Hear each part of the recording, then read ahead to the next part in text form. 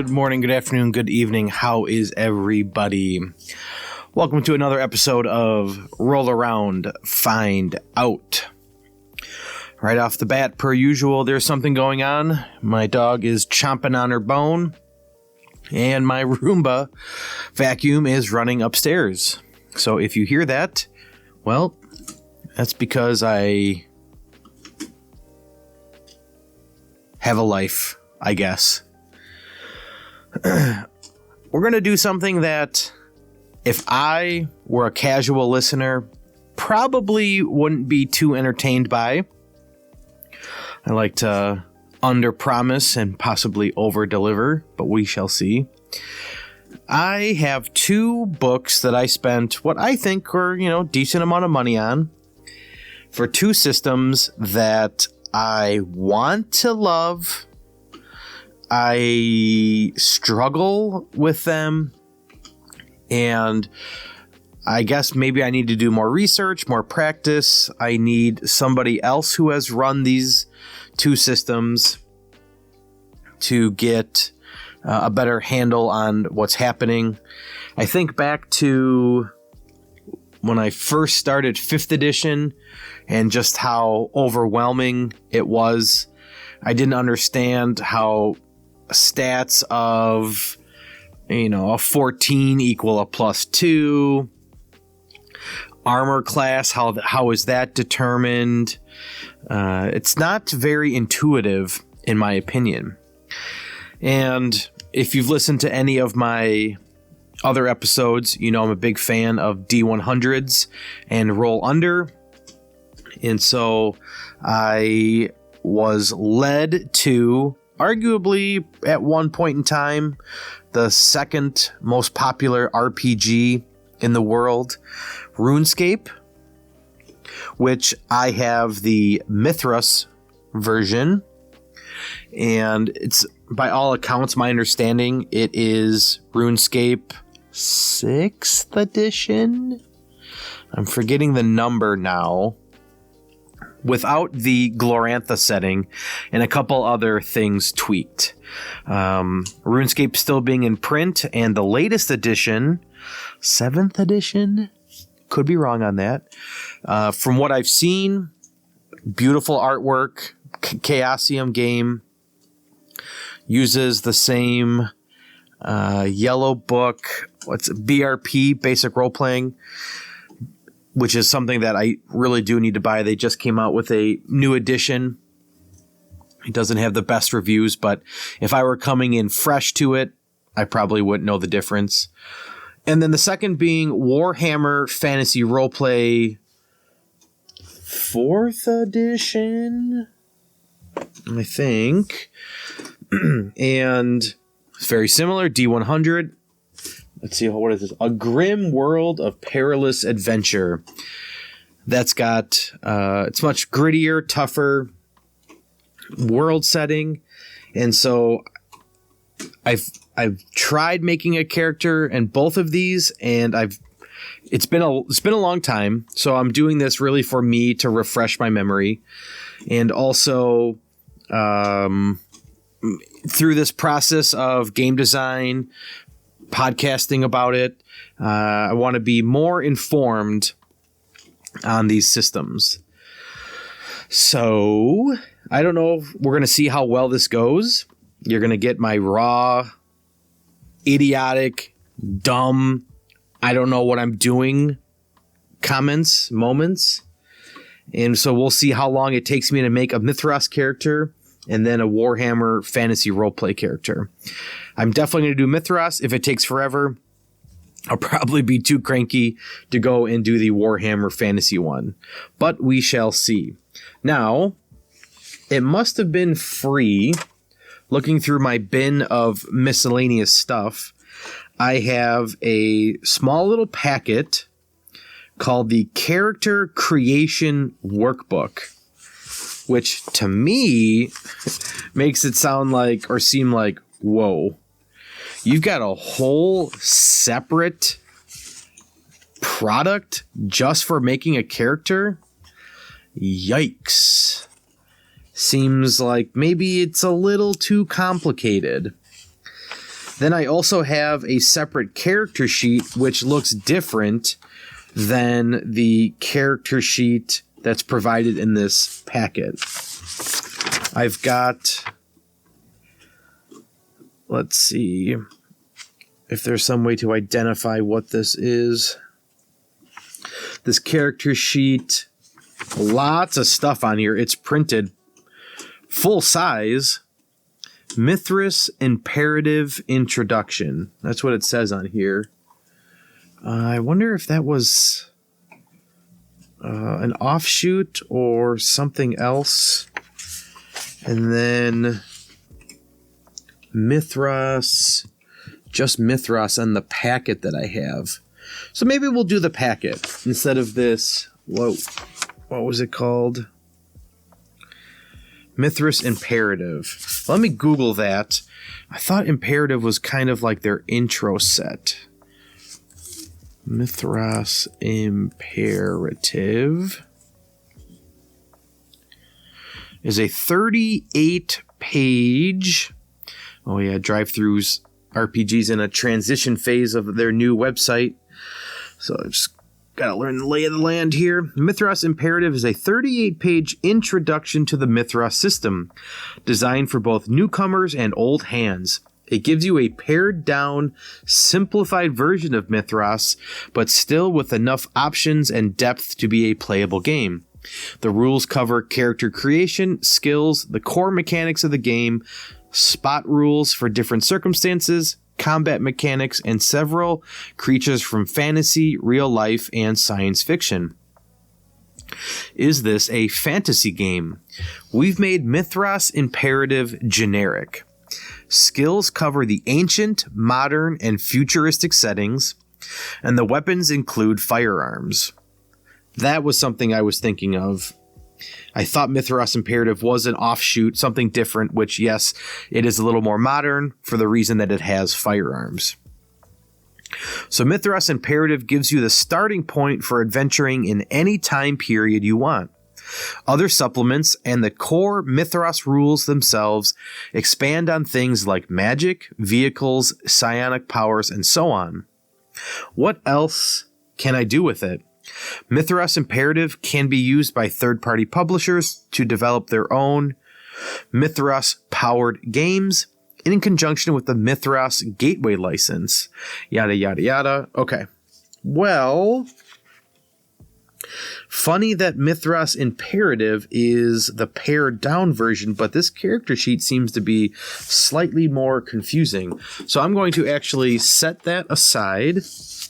And I'm going to use this character creation workbook. And we're going to go from there. Okay. Characteristics summary. 3d6 for strength, con, dex, power, and charisma. 2d6 plus 6 for intelligence and size. Allocate results to fit the concept. Results may be allocated in the order listed or distributed as the game's master and players agree. Alternatively, point buy system of 75 points amongst the characteristics. Minimum 3, 8 for intelligence and size, maximum 18.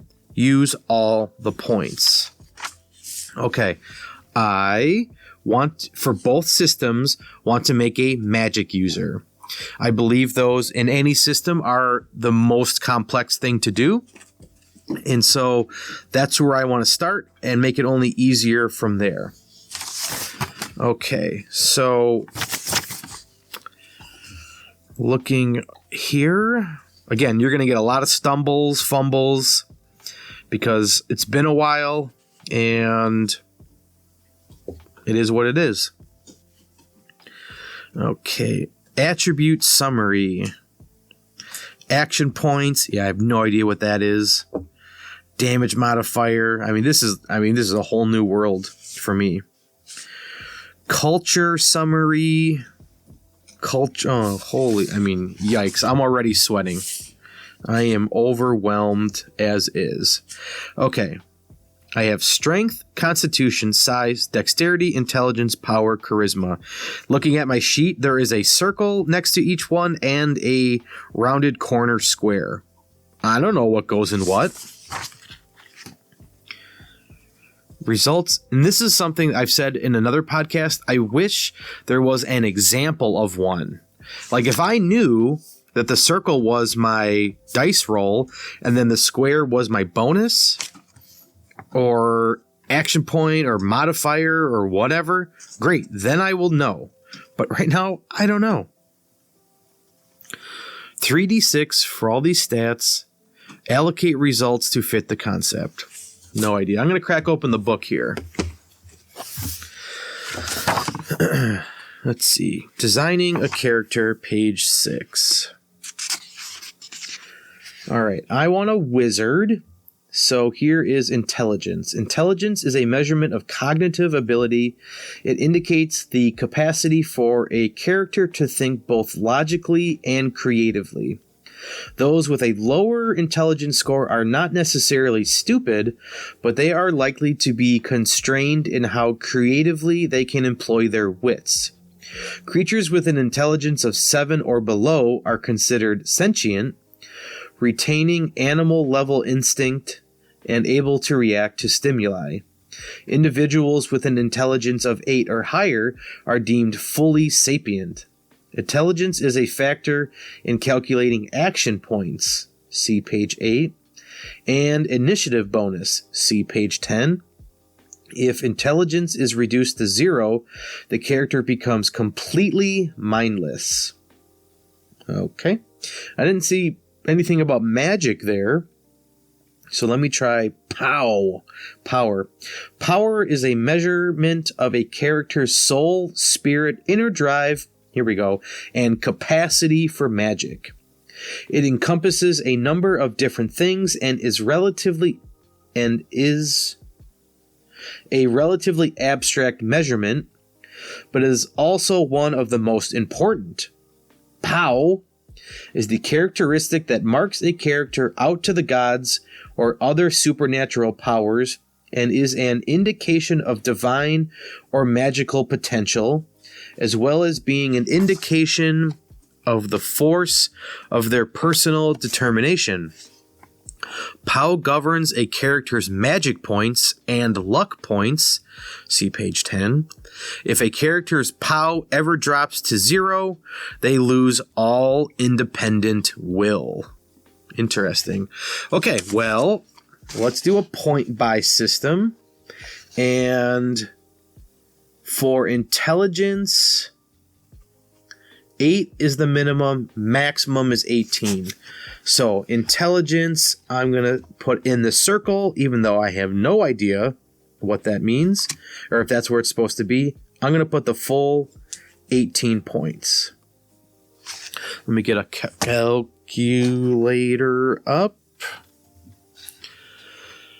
Okay, calculator. 75 minus 18. I have 57 points left, okay? Let's go back. I want action points, I guess. So for intelligence, I will also max out intelligence. Minimum 3. Alternatively, distribute 75 points amongst the characteristics. Minimum 3. Maximum 18. 8 for intelligence and size. Okay, well, I'm going to do 18 for intelligence. So 57 minus 18. 49, 39. All right. Let's do the minimum 3. 8 for intelligence. Okay. All right, so then the rest I have to put at least 3. So let's figure out what charisma means. Charisma measures personality and is independent of physical appearance. Someone with a high charisma, for example, might be ugly or plain to look at, but blessed with a charm and wit that more than compensates for not being handsome. Likewise, a low charisma might indicate someone who is radiantly beautiful, but utterly shallow or simply meek. A good charisma is often useful for those who wish to be leaders or centers of their local community. Diehard loners and submissive followers tend towards the other extreme. Charisma affects a character's experience modifier. See page 9. If charisma is ever falls to 0, that's definitely a typo. Ever falls to 0, the character can no longer socially interact with others, becoming so painfully shy or antisocial they are ignored or even driven away. All right, well, I'm going to max out Charisma 2.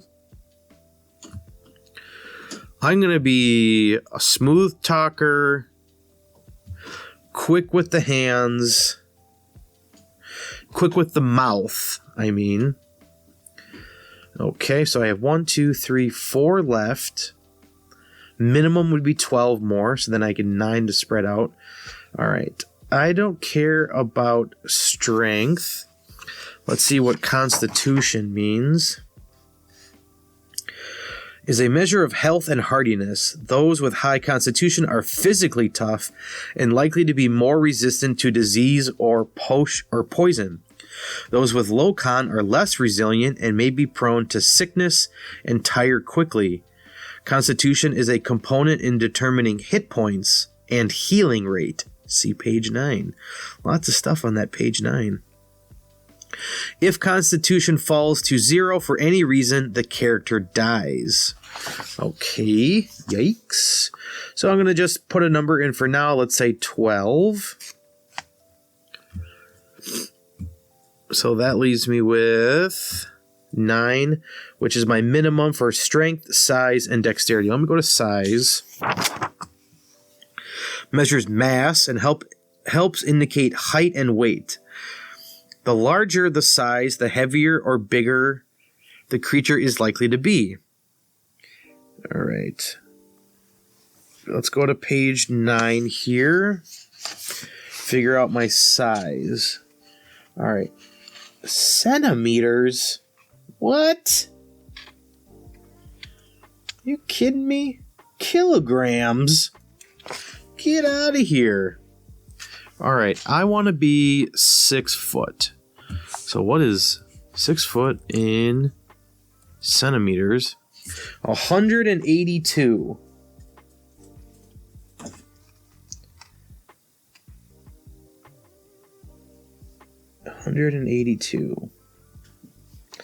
That would mean I need 14 points. Okay, well. Okay, so we're going to have to do some erasing here. Let me do 14 points for size.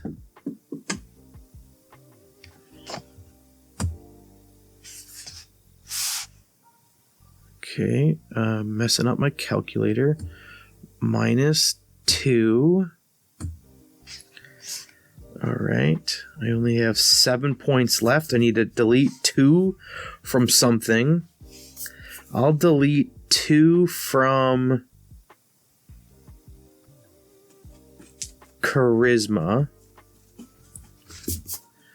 16 for charisma, which then leaves me 3 for strength, 3 for constitution, 3 for dexterity.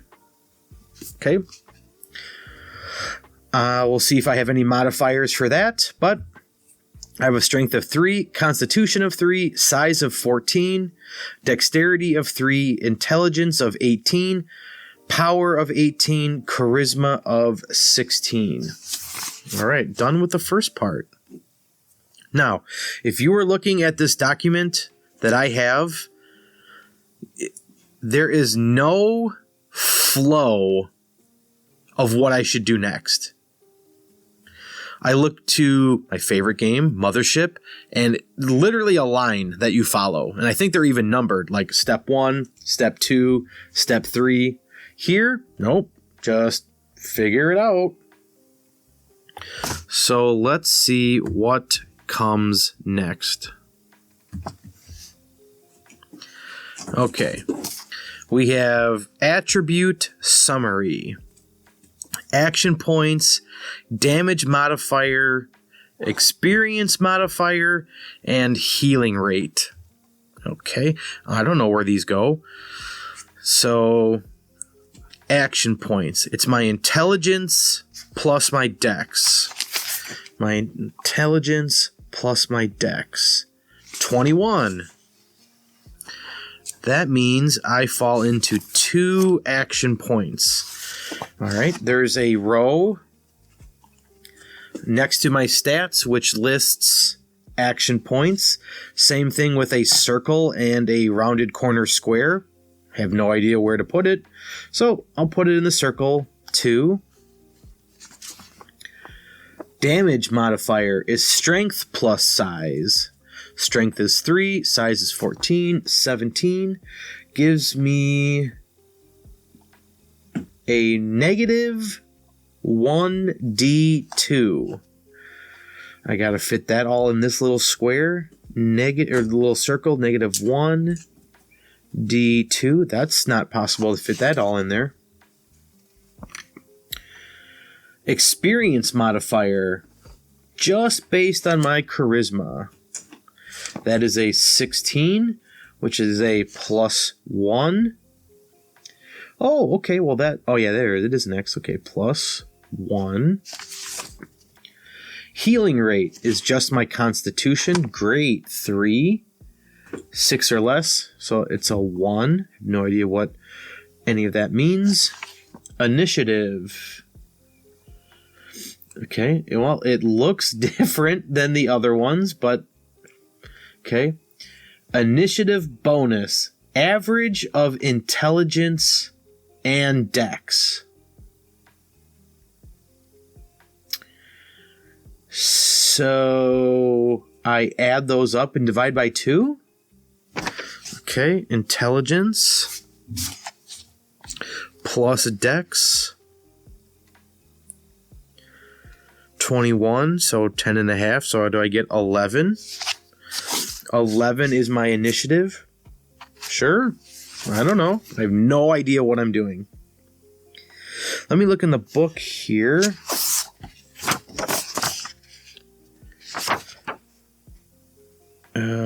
Points build, action points, experience modifier, damage modifier, initiative bonus. Well, here's one thing I like. It says Y for all of these, and it says intelligence. Clever fighters can predict attacks and anticipate their opponent's strategies. And dex, faster characters react and respond more quickly than slower ones. Okay, sure. So... I don't know, do I round up? We're going to say I do. Okay. Back to the worksheet, not in the book. Luck points is just my power. Power is 18. So I get 3 luck points. And my movement rate is just 6 meters for humans. Well, what if I don't want to be a human? Are there other races? I don't know. We're at over 20 minutes here of figuring this out. Knave, 2nd edition, took me 6 minutes, and I understood how it worked. Okay, movement rate, 6M. Sure. So in these little circles, I have a 2, I have a negative 1d2, a +1, a 1, 11, 3, and 6 meters. Okay. No idea what goes next. Hit points per location. Now, I remember when I bought this, I thought that was so freaking cool. There's head, chest, abdomen, each arm, and each leg. Okay, good luck figuring this out. Constitution plus size, 17. Okay. Where does that go on my sheet? Hit locations. Okay, well here these are labeled. There's a circle with max HP and then just HP. So it must be what the max is when you're healed up and then what you're currently at. So I said 17. So I'm going to refer to my book so I don't have to flip back and forth. But I'm at 17, which means my leg is 4 each. My abdomen is 5. My chest is 6. My arms are 3. And my head is 4. Okay. Back to my worksheet.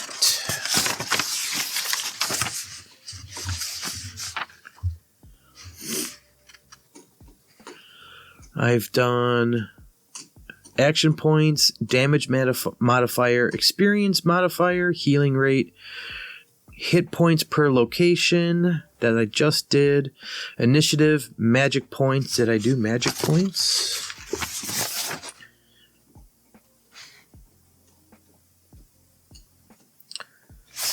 Magic points. Magic points.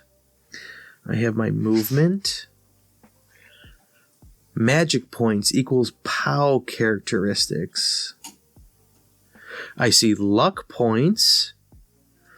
I see initiative. Okay. Lost.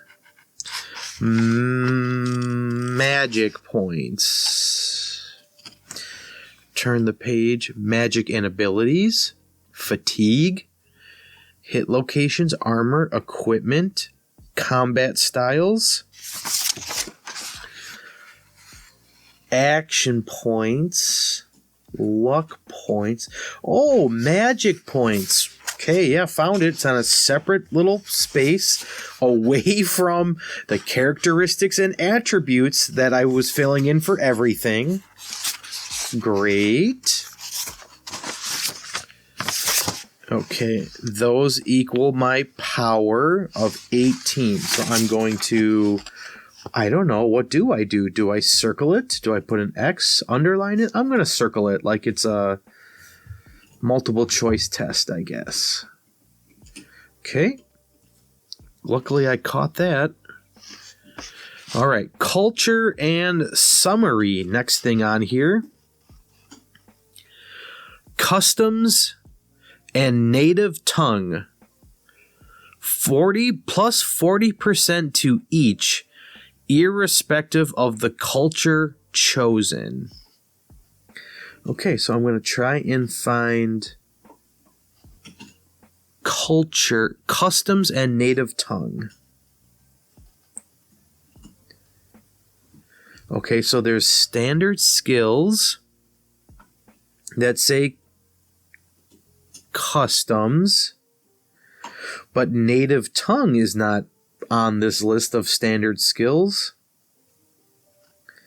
Oh, there's languages in a completely different spot. Customs and native tongue plus 40% to each, irrespective of the culture chosen. Okay, let me double check with my book.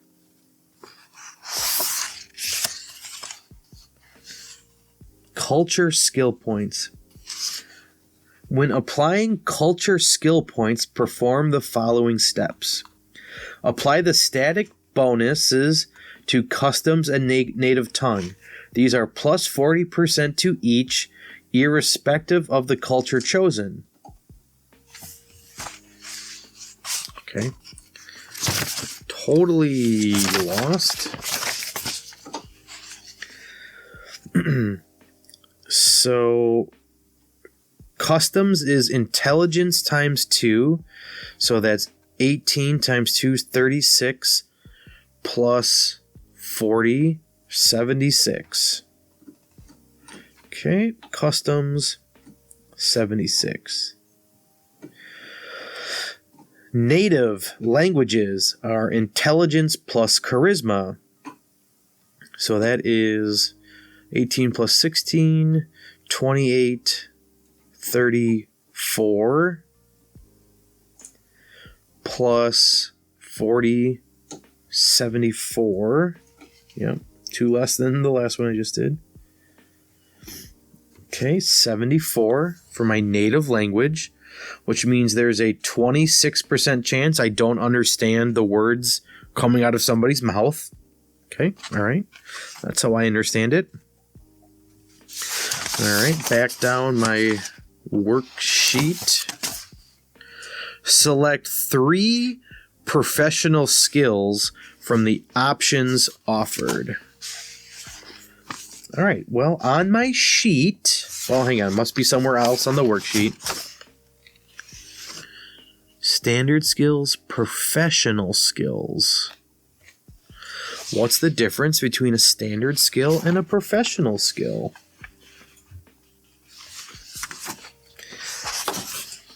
Your guess is as good as mine. This worksheet is pretty terrible. Now, somebody's going to listen and say, oh my God, you're so dumb. And I'm going to say, you're right. I am. Make it so a dumb person can fill it out. Okay. In my book, page 11 says standard skills. Where's professional skills? Because then we go to a whole different section, culture and community. Tells me all about being primitive, background events, starting money, family connections, careers. Let's go check the index of my book. I must be missing another piece here because I am not... I don't know. I do not know how, if you had 0 roleplay experience, you'd know what the hell you're doing. I'm going off experience of practicing so many other systems. Professional skills, page 13.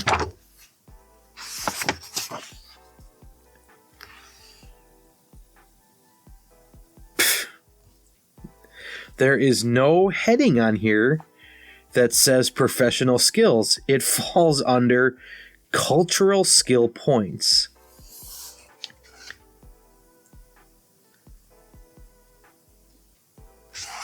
Okay, there's a bulleted list. Select 3 professional skills from the options provided. Trust me when I say it, there are no professional skills provided. Professional skill, okay, this is a different part. Professional skills and are further explained in the skills chapter on page 44. But in brief, they represent those skills which cannot be attempted without years of rigorous study and specialized training. Whereas a character has a basic ability in all standard skills, they have 0 ability in any professional skill unless chosen as part of their cultural upbringing or career. All right. So...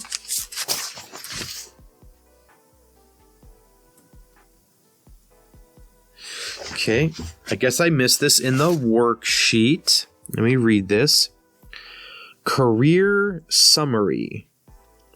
Select up to 3 skills from the professional skills available to that career. Oh, well, Hey now. Hold your horse.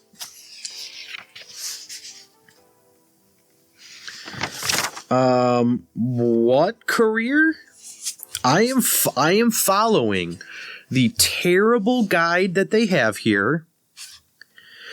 Culture summary. Select 3 professional skills from the options offered. If desired, select a single combat style. Distribute 100 points amongst the listed standard skills, the chosen professional skills, and the combat style if selected, increasing that skill by 1% for every point spent on improving it. I'm having like PTSD or deja vu. I remember reading this and being like, what the hell? Distribute 100 points amongst the listed standard skills, the chosen professional skills, and the combat style if selected, increasing that skill by 1% for every point spent on improving it. That could be worded so differently. 1 point equals 1%. Okay, got it. Who in their right mind would say, oh, I spent 100 points, well, let's say 10 points, so I get 70% or whatever the percent. That, okay. Players are free to choose how much each skill is improved by, but each skill must receive a minimum of 5% and cannot receive more than 15%. Brain melting. Do I have 100 points for standard and 100 points for professional? Distribute 100 points amongst the listed standard skills. Okay. 100 points, you say? Where do my points go? Where do I write that down? Skill allocation worksheet. Use this worksheet to track how skill points are allocated during the 3 phases of character creation: cultural skills, career skills, and bonus skills. The checkboxes can be used to note which skills are used by each culture or career. Transfer finished values to your character sheet.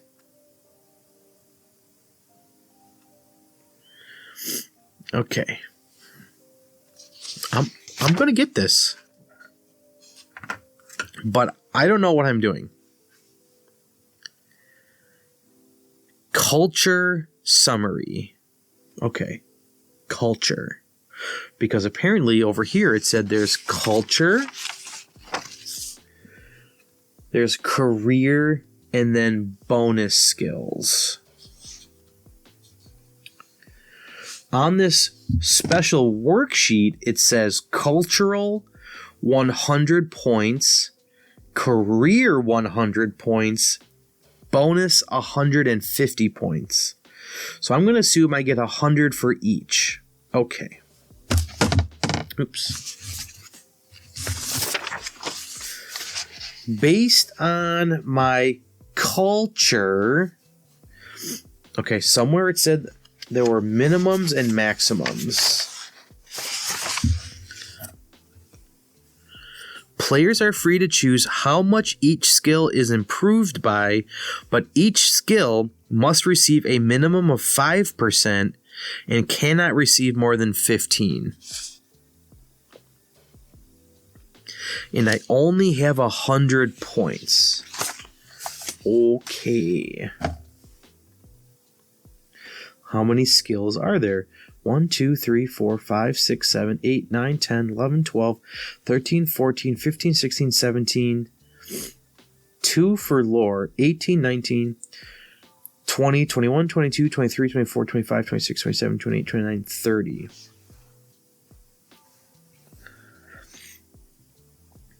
Okay, if I have 100 points... Okay, yeah, now I'm confused. I have 100 points. The maximum can be...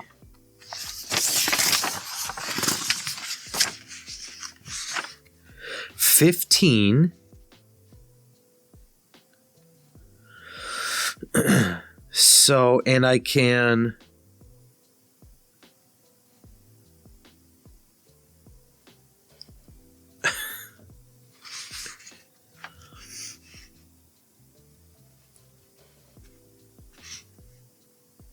Okay. There's a chart that I just kind of glanced over, but you wouldn't blame me if you were looking at this. Culture summary. Customs and native tongue, plus 40 to each, got that.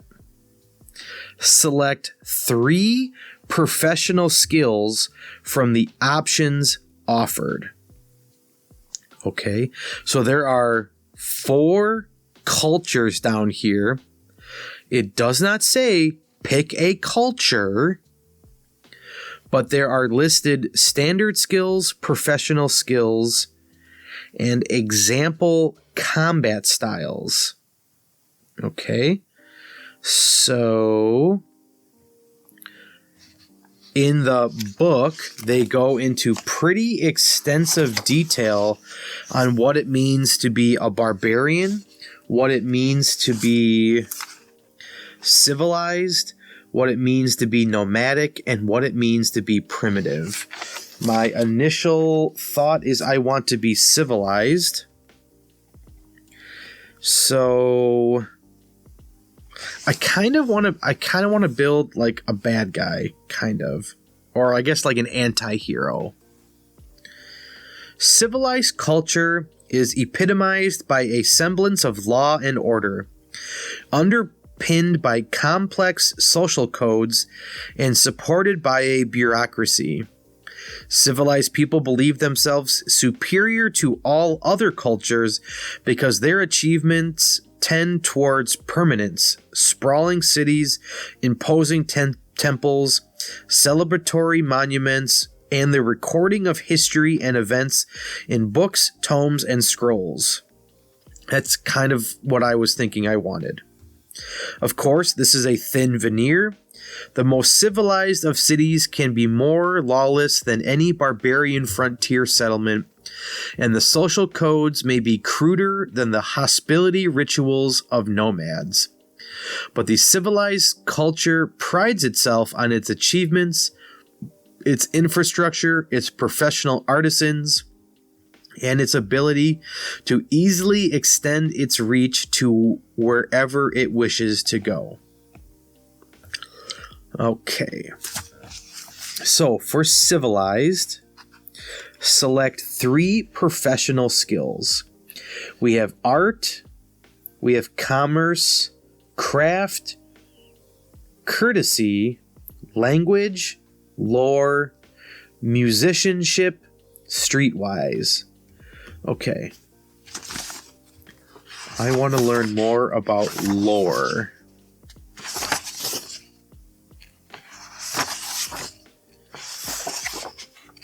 Let me go to the index in my book. The worksheet that they give, well, let's see. Is lore...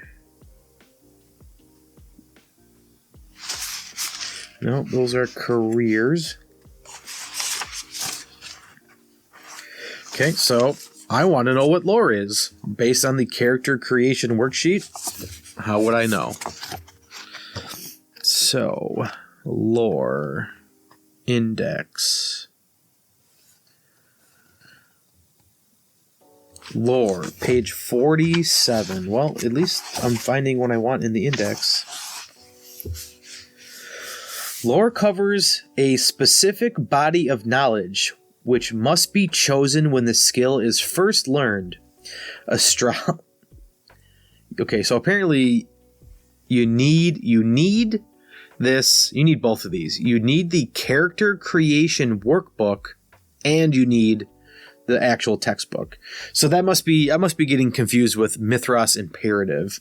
That must walk you through it a different way. So maybe I'll try that different. Maybe that's what I should start with, because in the description it said it was pared down.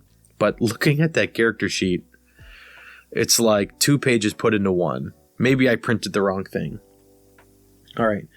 Lore covers a specific body of knowledge which must be chosen when the skill is first learned. Astrology, astronomy, geography, history, monsters, mythology, politics, strategy, and tactics.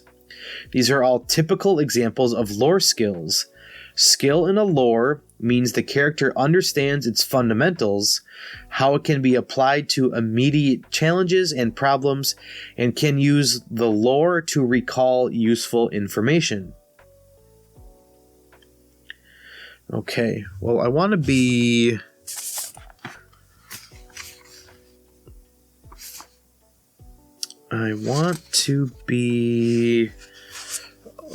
pretty... I want to control a room. Like, think Doctor Strange, I guess. I want to be the most powerful magic user in the room, and I want to have a spell for anything. So, let's do strategy. All right. Fill out my worksheet here. Professional skills, lore, strategy. Let's do lore, tactics. And then, let's see, acting, acrobats, art, bureaucracy, commerce, courtesy, craft, culture, disguise, engineering, gambling, healing, language, literacy, lockpicking, mechanisms, musicianship, navigation, oratory, seamanship, seduction, sleight, streetwise, survival, teach, and track. I kind of like streetwise, but I want to read on what streetwise is. Streetwise represents knowledge of places and social contacts within a settlement. It covers everything from identifying potential dangerous neighborhoods to finding local services, legal or illegal. How long a streetwise attempt takes depends on what is sought. It's okay. Let's do sleight. Sleight covers attempts to palm or conceal small objects. Nope, I don't want that. Let's try survival.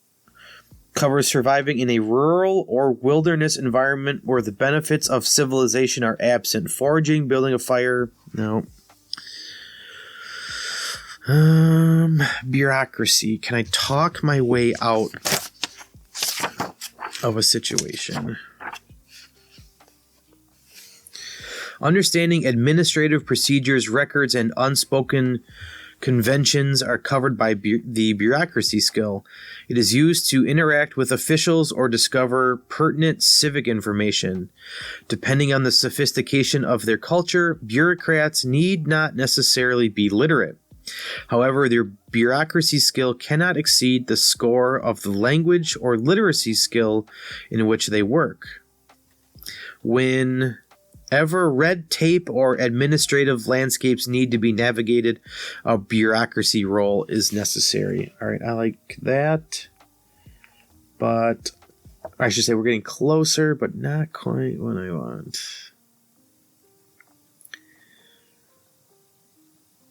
Let's try courtesy.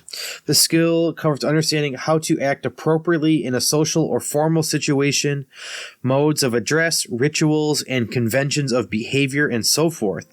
It includes everything from who to bow to and when to how low, from when to use a particular title to when it is appropriate to act informally. All right, I actually am going to use that one because I want to be able to walk into a room and know exactly how to handle it, notice who's in the room, and how to handle them. Okay, so not sure how many points to put in, but if I go off of what it says, distribute 100 points amongst the listed standard skills, the chosen professional skills, and the combat style if selected, increasing. All right. No more than 15. Players are free to choose how much each skill is improved by, but each skill must receive a minimum of 5. Each one that I pick are all in the category.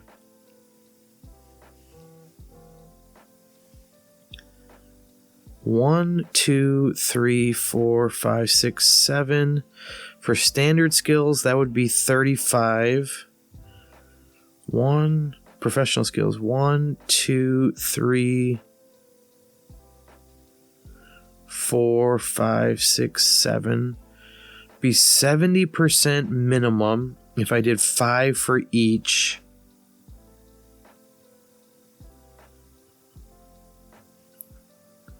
One, 2, 3, 4, 5, 6, 7.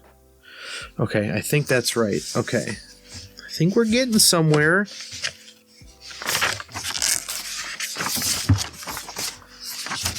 Lots of flipping back and forth. Okay. Conceal, deceit, drive for standard skills. Conceal.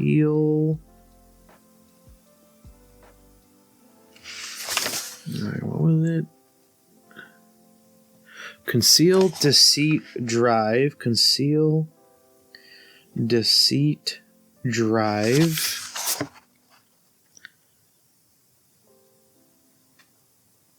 Influence, insight,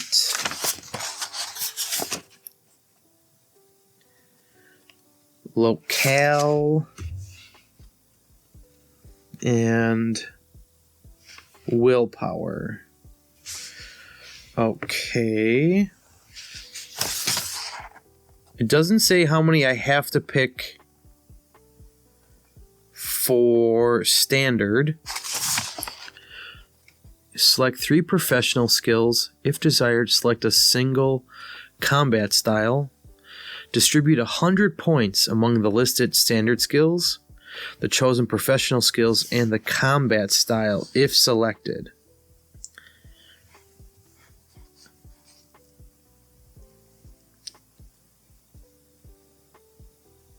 So, combat style. Citizen Legionary, City State Flangite? Yikes. Levied Archer, Light Skirmisher, Street Thug, Town Militia. Oh my god. Combat style. So let me find all of these.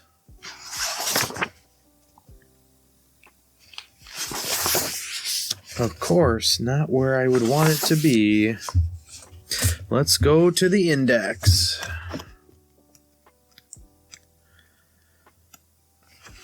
Combat styles. 88. Not even close to the pages I was at.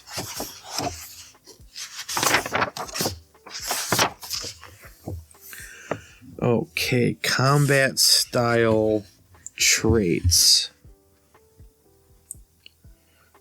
Citizen Legionary. Not on the list. City State. Not on the list. It's got to be... No.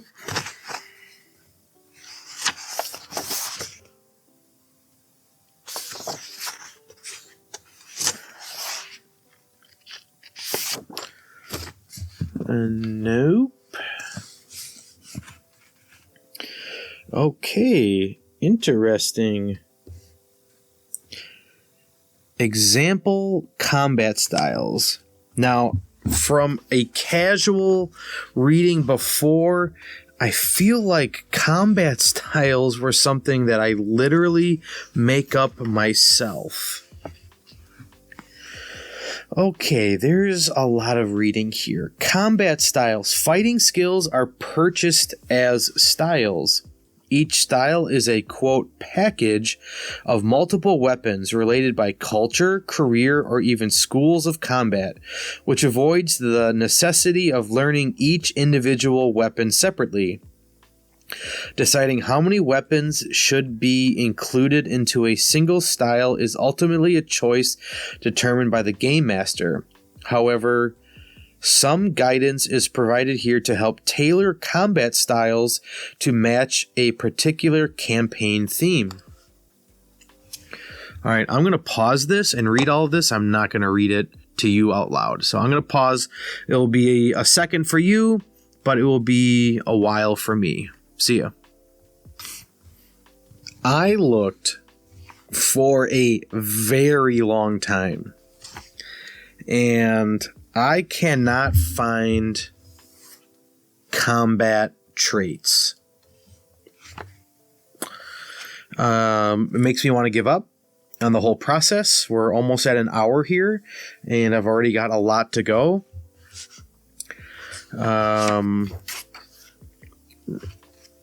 They give some sample styles. They say more are found. I'm on page 87. They say more samples are found on page 12. I go back to page 12, which I'll admit I did miss. There's Street Brawler, Assassin, Barbarian Warrior, Cavalry or Mounted Knight, City Watch or Hoplite, Gladiator, Marine or Pilot, Master Archer, Mirish Slinger, Noble Warrior. Okay, well, on my list here for Civilized, none of those are on here. I go back to page 89.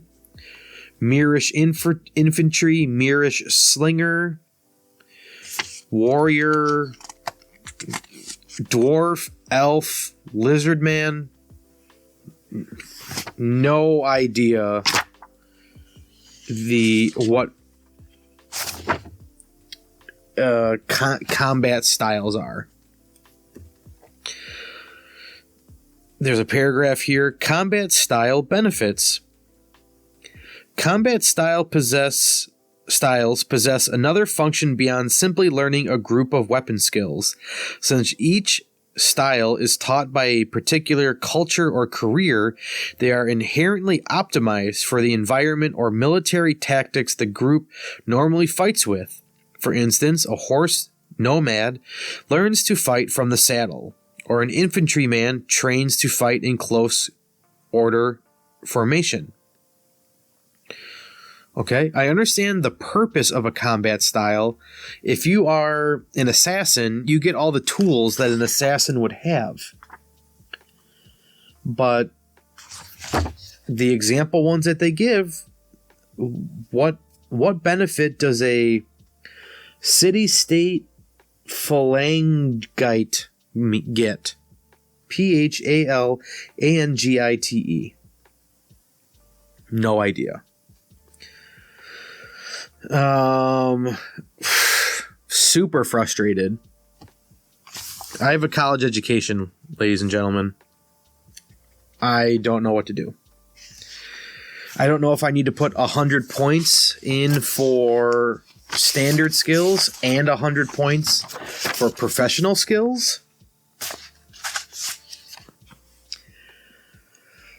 On the worksheet here, it says it doesn't matter what the style is. It's your strength plus your dex. So, does it matter? I'm going to make it up, I guess. My combat style is cover and shoot. Apparently, covering and shooting is my strength plus my dex. Right? I don't get upset easily, but I am upset. So I'm going to assume it's 100% for each, but then I guess we are still in culture. So cover and sling. I have no idea what the hell I'm doing. So they have to have, my skills have to have a minimum of 5 and a maximum of 15. So how many skills do I have? 1, 2, 3, 4, 5, 6, 7, 8. So if I did 15 for each, that would be 120. So I can't do that. So let's do base percentage. Conceal, I want 15. Deceit, I want 15. Drive. Too angry to look that up. Too many things to look up. So I'm going to make that a minimum of 3. Influence, I want that at 15. Insight, 15. Locale, say 5. Willpower, 15.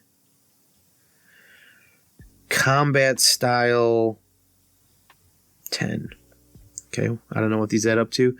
33, 48, 53, 63, 68, 78, 88, 93. So I have 7 more points to go. Okay. Well, let's do cover at 15. I have 2 more to go. Let's do drive up to 5. Okay. Don't know if that's right, but I did it. Then I can pick up to 3 professional skills.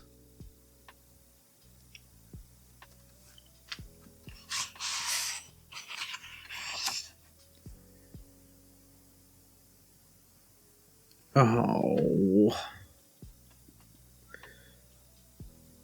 There's no way I did that right. Base percentage has this like dexterity plus power.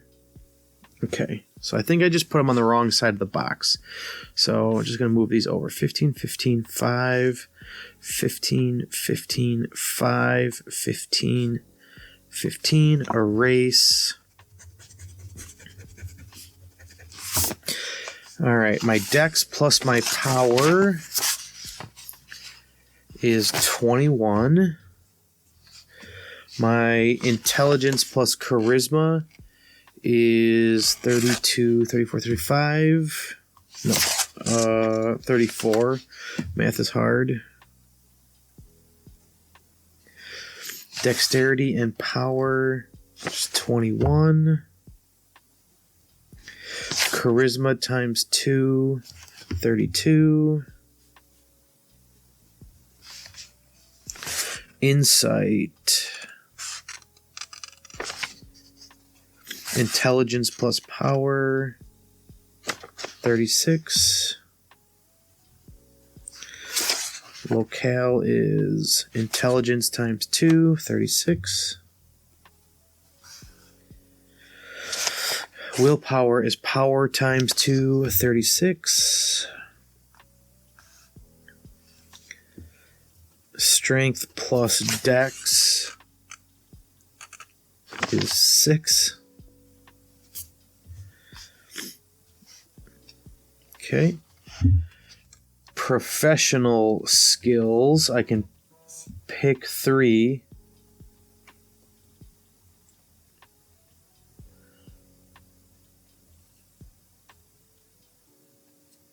And then again,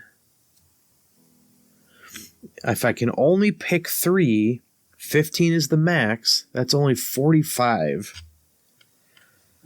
So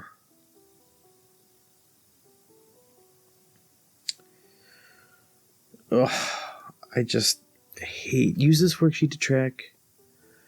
All right, I get the purpose of this. You have your base stat based on your attributes, and then you add bonuses based on your culture and your career. I get that.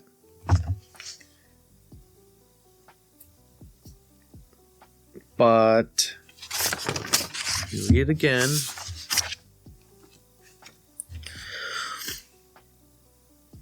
Distribute 100 points amongst the listed standard skill, the chosen professional skill, and the combat style. If selected, increasing that skill by 1% for every point spent. Players are free to choose how much each skill is improved by, but each skill must receive a minimum of 5 and cannot receive more than 15. Select 3 professional skills from the options offered. I can't. 3 times 15 is 45. How do I get to 100? That tells me that the 100 points is for standard and professional skills combined.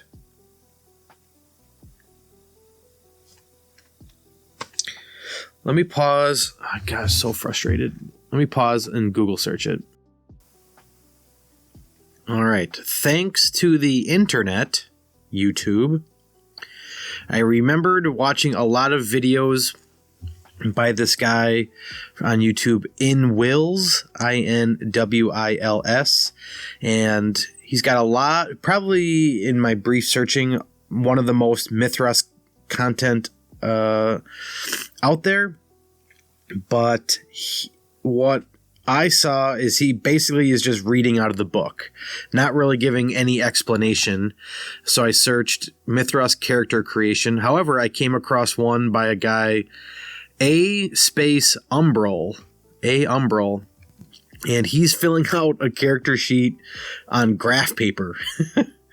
So interesting. But he said that he figured out all his base scores for all his stats, and then he divvied up the 100 points across standard skills, combat styles, and professional skills. So that's what we'll have to do. So under professional, for civilized, I'll pick one here for professional. Courtesy, language, lore, musicianship, streetwise. There's art, commerce, craft. All right, I want to be craft. And the craft, let me see if I can find the description of craft.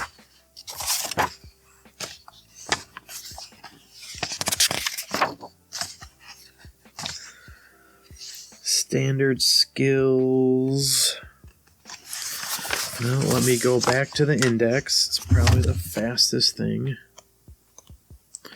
which is a shame, but...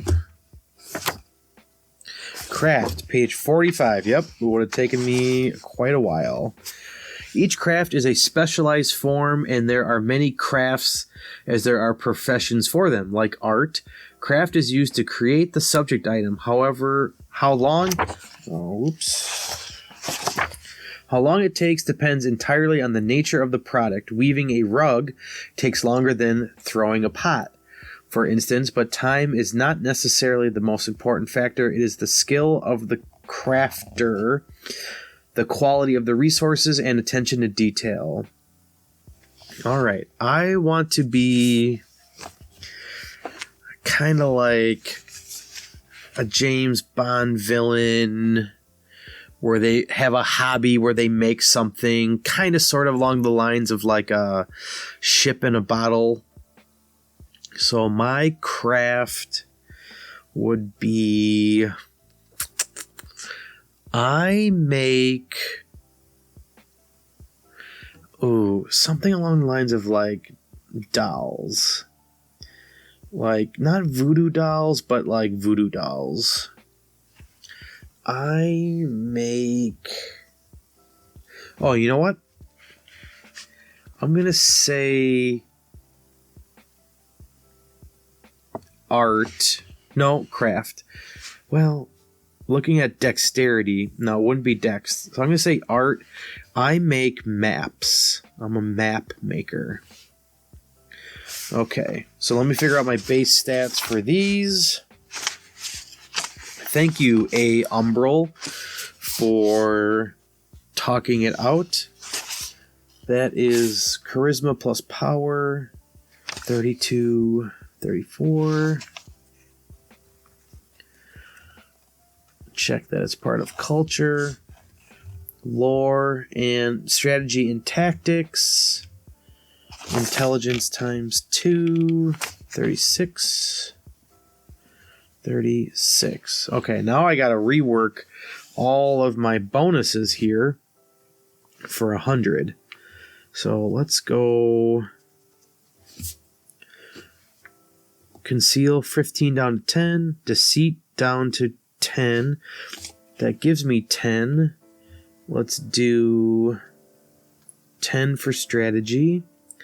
Let's go down 5 for influence and insight.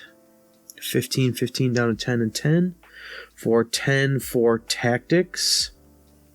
And then 10 down for willpower. 15 down to 10 for cover and... I don't know what I wrote. Cover and sling, something like that.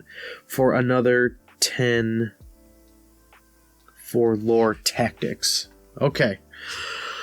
Oh, geez. This is painful. All right, let's see what's next. I'm going to guess we move on to culture, which I'm thinking I have to repeat the whole process. Oh, wait, that was culture. I mean... Yeah. Okay, I mean career. Okay.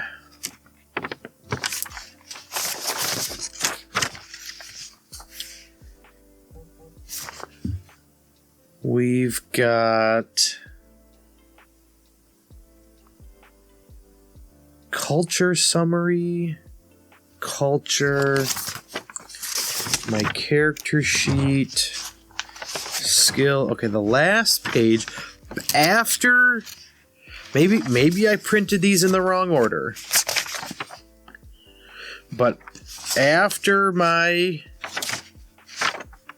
character sheet, then we go to career summary.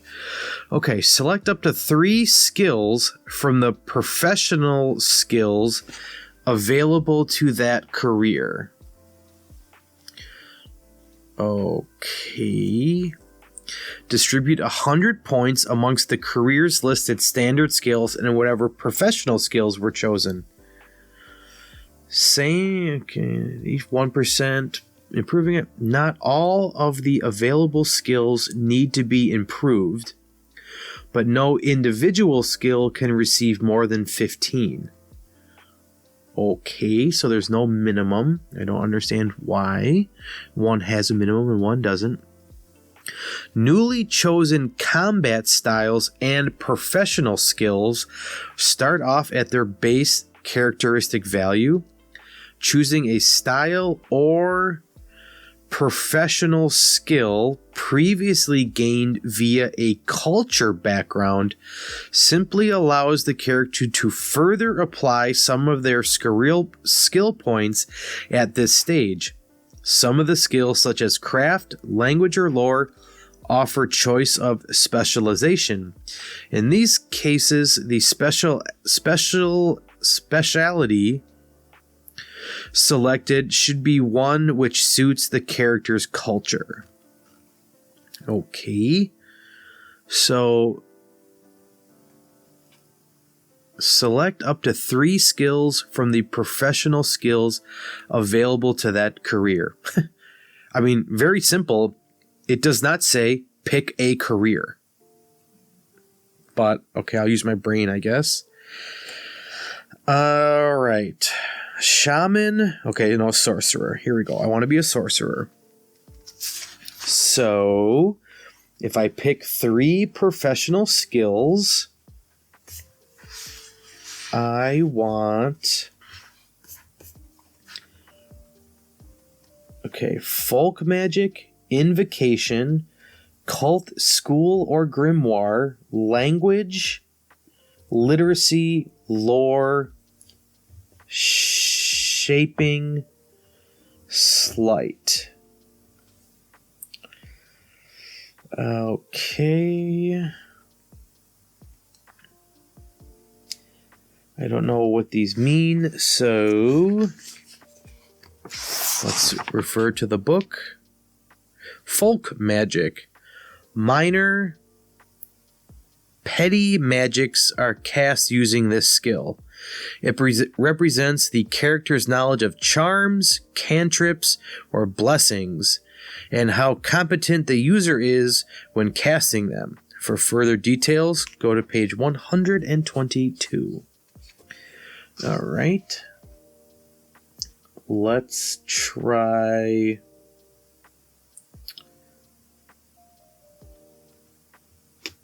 Invocation. Invocation is a magical skill essential to sorcery. It is the sorcerer's ability to successfully cast spells learned from a particular grimoire or mentor. I only know what a grimoire is thanks to some 1 or 2 Magic the Gathering cards I have that have the mention of grimoire. It is a combination of understanding the formula of the spell, the correct mental state, accompanying gestures and incantations, and so on. Increasing competence in this skill also improves the final intensity of the spell cast with it. Each invocation skill must be tied to a specific source of sorceress knowledge, whether that be a particular spellbook, school of wizardry, or even a demonic patron. For further details, see page 161 of the sorcery chapter. Let's see, do I care enough to go? I'm going to just say no, I get my powers from a book. You know what? I'm going to check it out. Okay, waste more of my life on here. Let's see. What page was it? 161.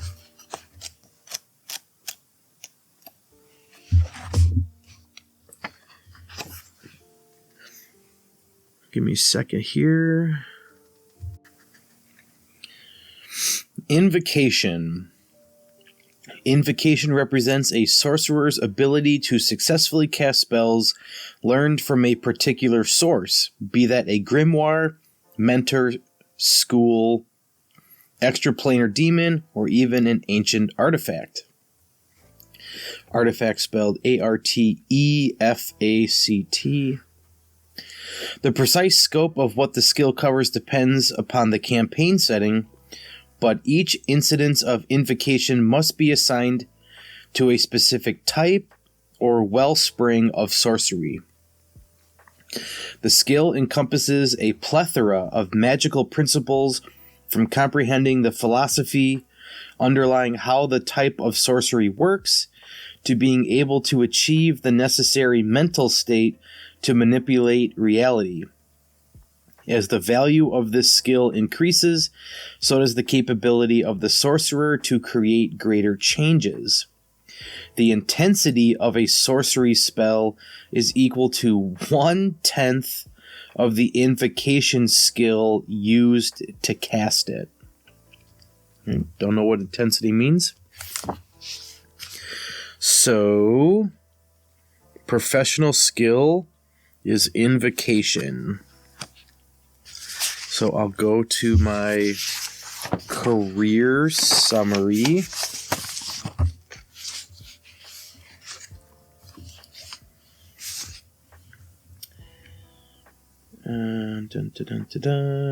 Sorcery. Oh, that's okay. Yeah, careers. Professional skill. Don't see sorcery. Standard skills. I don't see sorcery. Magic skills. Here we go. Invocation. My base is intelligence times 2. I believe that's 36. We're on career now. And career is... what is my...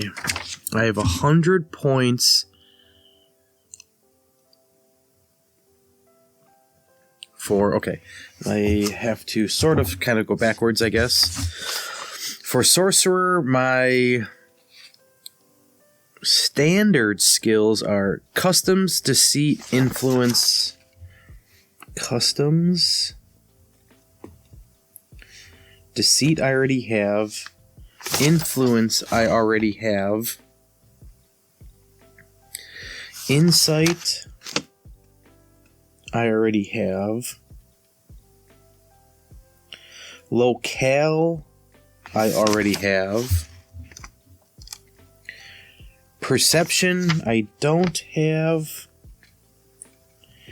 And willpower I do already have. I will still check these off. Okay. Any professional skills? Yep, okay. For a sorcerer, I have folk magic.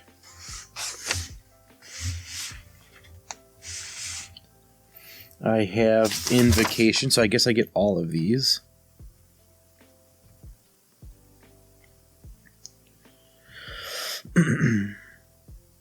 Language, any literacy.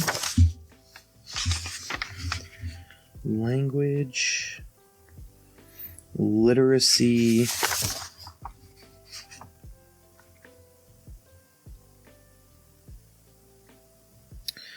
Lore, any. I have that. But I'll mark it down so I can give it more points if I want to.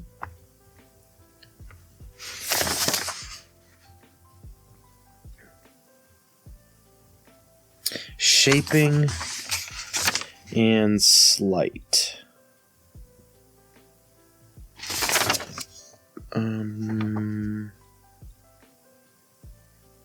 Sleight I see on here, but shaping I do not. Oh, okay. Shaping is a magic skill, I guess. I'm gonna guess that's druid-like. Okay, so for my career, I get bonuses to standard skills, customs, deceit, influence, insight, locale, perception, willpower. For my career, professional skills, I get language, literacy, lore, sleight, folk magic, invocation, shaping. Okay, I'm going to go back and read these.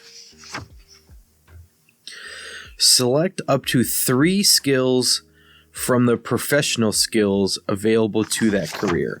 Okay, so for career, I tagged 1, 2, 3, 4. So I will unselect. Well, let me look up literacy. Speaking a language fluently does not mean one can read and write it. Literacy is a specific skill, and different cultures and societies display different levels and approaches towards it. In some, literacy is reserved for the nobility, bureaucratic, or religious classes. In others, it is unknown, with oral traditions prevailing instead. Naturally, literacy is specialized according to its associated language, including native tongue. Before once can be literate in a language. I think that's a typo. I think it should say before one can be literate in a language, one must be able to speak it. Literacy cannot exceed the character's related language skill. The skill works similar to language in terms of how much a document can be comprehended. Literacy does not necessarily imply writing, as there are an infinite number of ways to record information. Some cultures might carve symbols into trees or lengths of bone, whereas others record history in complex patterns of knots in a tapestry. Neither are all forms of literacy based on phonetic alphabets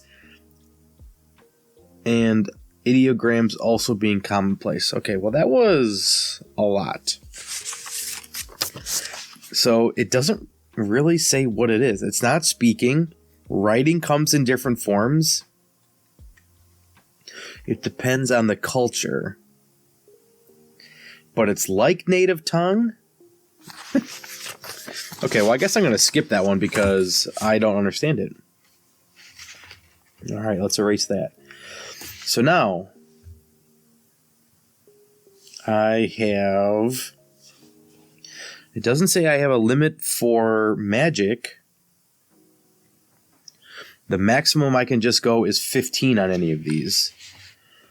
Okay, so my magic skill, I want to be the highest possible.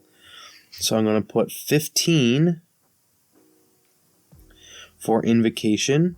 I'm going to put 15 for folk magic. I'm going to... Okay, let me look up shaping.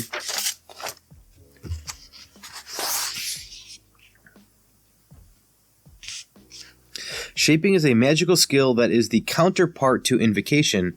Successfully invoked spells can be manipulated or shaped by the sorcerer to meet specific requirements, extending their range, adding multiple target. Okay, well, I do want shaping. It is not like wild shape. All right. Max out my magic stats.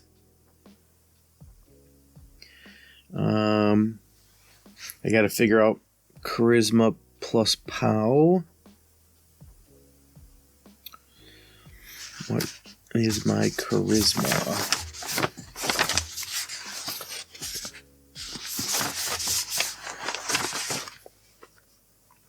$16, power 18, so 32, 33, 34.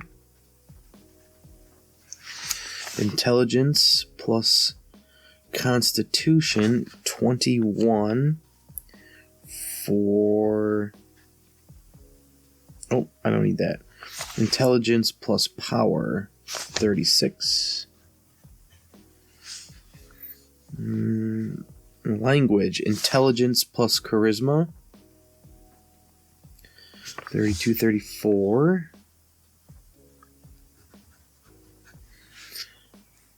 Okay, crossing my T's. Slight, Dex plus Charisma, 19.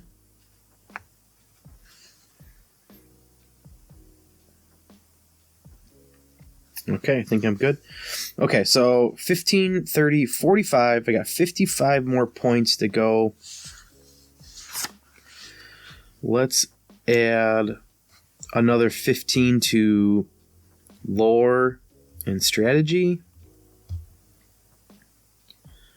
So we're at 60, 75. Let's do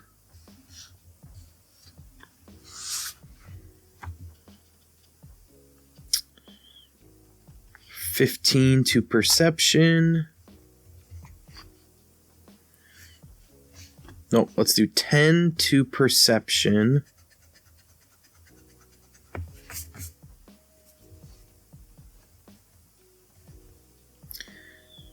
And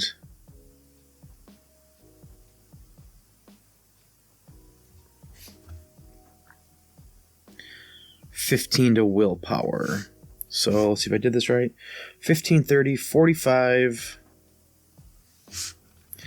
I put these in the wrong spot. 15, 15, 15. 45, 75, 85, 15. Okay, yep. All right. Am I done? No, it can't be. Because what spells do I have?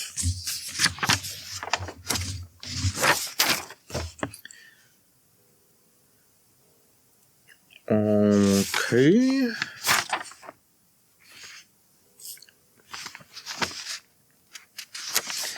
I don't know what weapons I have. I don't know what spells I have.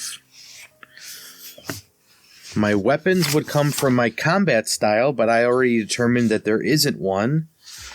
So I'm going to be Gandalf, sort of. And I don't know if it's possible in the system, but I would really like a floating sword that just follows me wherever I go. So I don't know. Weapon, though, I'm going to put a short sword. Trait, no idea what that means. Percentage, don't know what that means. Oh, hang on. That was combat styles. Short sword. And then, okay. Then I have a whole nother section called weapons and shields. Equipment. No idea. Okay, let's go to page 161, sorcerer. Let's see if I can figure out how many spells I should get. There's a shaping table.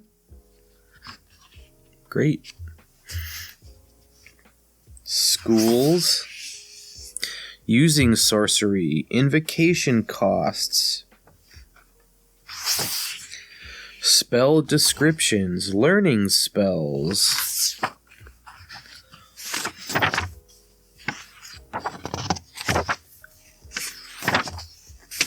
Flipping through all of the spells. I'm going to totally approximate 1, 2, 3, we'll say 5, 10, 15, 20, 25, 30, 35, 40, 45, about 50 spells. Okay, using sorcery. Let's see what this says. It doesn't look like it's got a lot, but who knows? Although sorcery is not necessarily the most potent type of supernatural power available to mortals, the ability of a sorcerer to shape his magic makes it extremely versatile. Sorcerers can weave a handful of awesome spells into a single magic-efficient casting, blast small units, blah, blah, blah. The inherent flexibility of sorcery extends beyond its ability to be shaped. Unlike animism, there's no dependency upon third-party spirits which might slip from control. Blah, blah, blah. Invoking a spell. Casting a sorcery spell requires that the sorcerer performs a short invocation, allowing him to mentally impose the spell's transcendental formula upon the cosmos, changing reality. Okay. It may be an envisioning of a complex glyph or articulate utterance of a harmonic mantra. Whatever the procedure for the spell to work, the sorcerer must meet the following prerequisites. Firstly, they must actually know the spell being cast. Simply reading or repeating a spell parrot fashion from something like a scroll will not work if the sorcerer has no understanding of its underlying metaphysics. What am I reading? Secondly, they must have the requisite number of magic points remaining. Attempting to cast a spell with insufficient magic points means that either the spell doesn't work or something bad occurs to the sorcerer. To find the last fragments of power, see Running Out of Magic Points on page 117, which is 50 pages before this. Invocation costs. The cost of casting a sorcery spell depends on how much it is shaped and the success level of the invocation skill roll. Base cost is 1 magic point plus an additional 1 point per spell component modified. For instance, a spell which has its range and duration component increased will have a base cost of 3 magic points. If several spells are woven together using combine, capital C, then an additional magic point is added to the cost for each extra spell. There's a critical success, a failure, and a fumble. They talk about time, magnitude, and intensity. I'm going to skip that because I want to.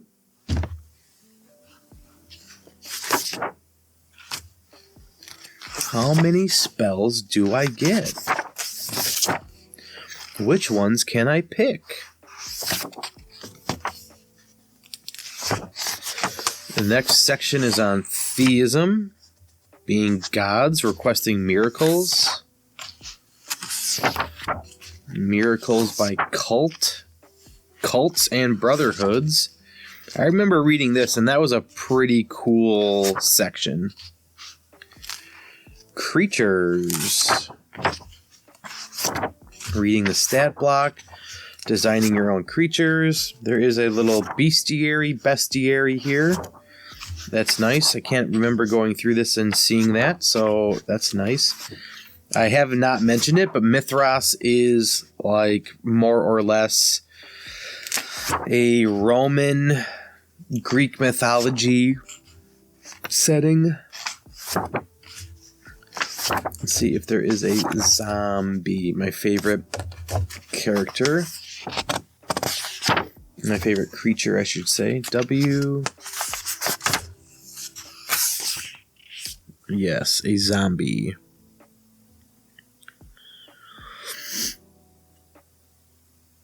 An average zombie. 2 action points. Damage modifier. Don't know what that does. Skills. Alright, it lists all its stuff. Passions. Brains. Oh yeah, I feel like on my sheet I missed passions. Passions. Brains. ... 99%. Combat style and weapons. Generally fights using unarmed, and it bites, and it's fists. Okay. Nothing like bite and you turn undead after a certain amount of time. Alright. I want to know about spells. How many do I get?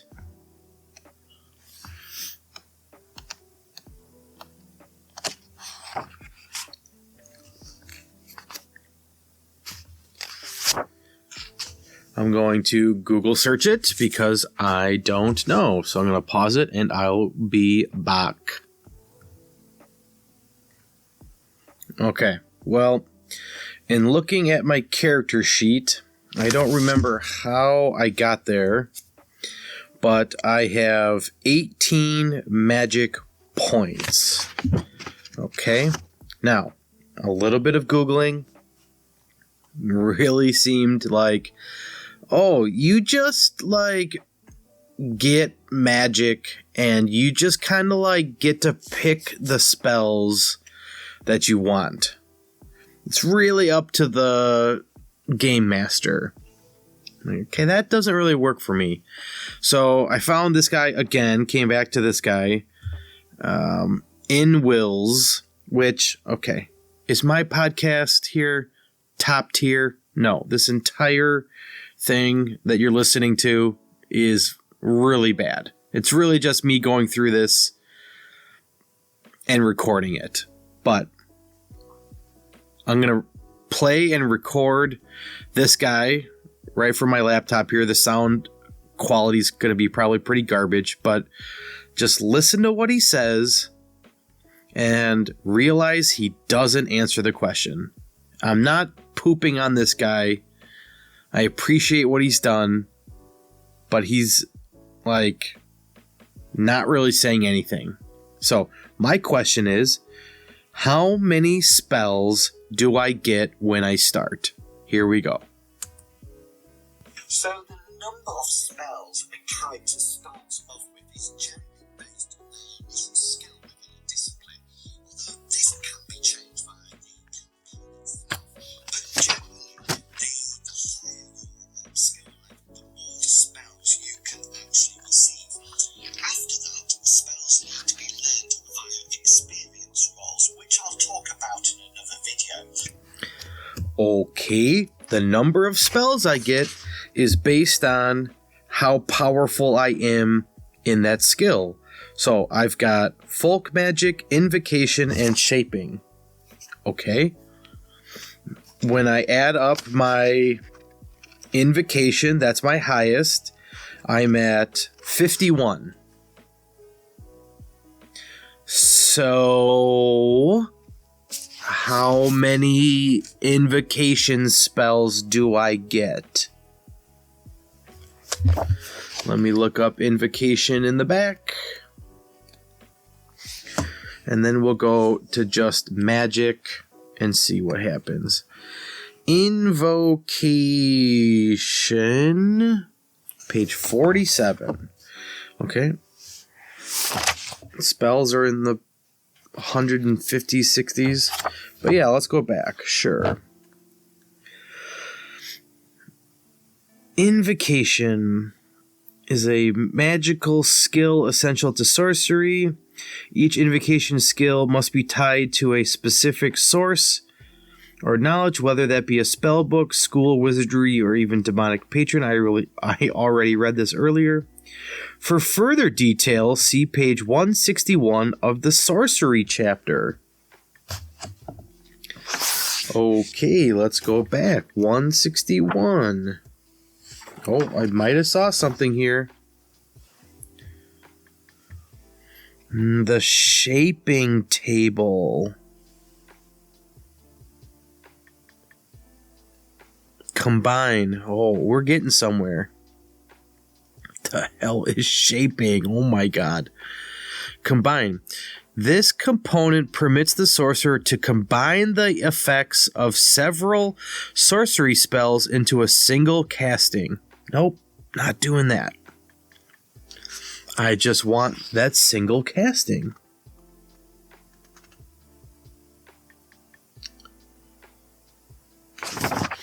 If it's based on how powerful my skill is. Where's the table that shows me? Okay, well, I think we got something here. Invocation costs. The cost of casting a sorcery spell depends, oh my god, on how much it is shaped, and the success level of the invocation skill roll. Base cost is 1 magic point plus an additional 1 point per spell component modified. Okay, I already read this earlier too.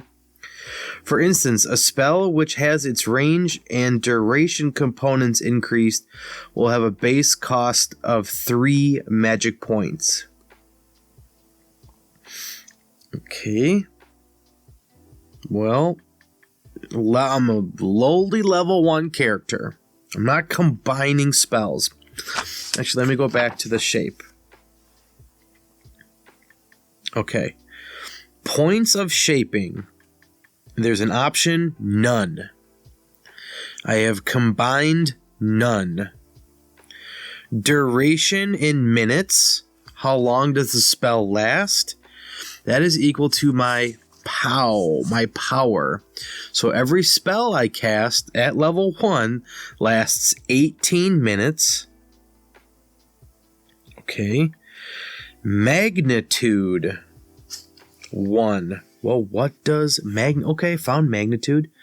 Sorcery spells have a default magnitude of 1, making them weak and vulnerable.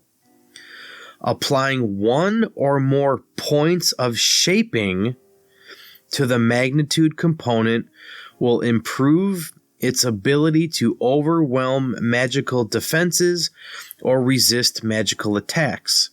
It has no effect on the intensity of a sorcery spell, which is solely based on the caster's invocation skill.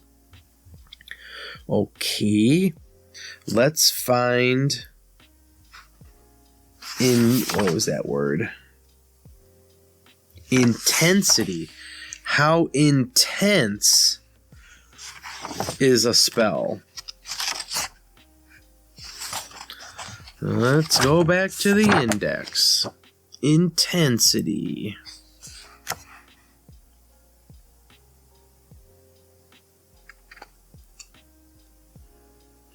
Intensity. Back on page 5. Even though sorcery stuff's in the 160s. Okay. Intensity.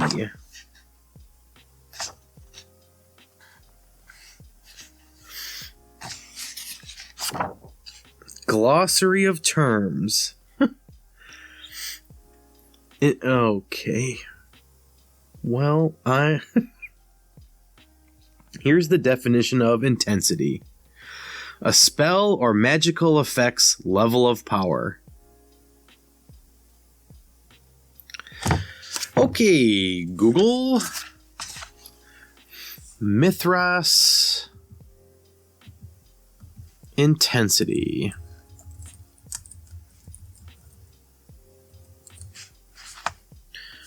Quick and probably stupid question. brpcentral.com. Spell intensity. Make sure I'm at the beginning here. Does it do anything besides adjust the amount of damage a spell does? This is what this guy is asking or posting. I've gone from the Little BRP Classic Fantasy Supplement to the Runequest 6 Mythras Classic Fantasy version. I remember somewhere that increasing the spell intensity or level allowed for changing several different effects.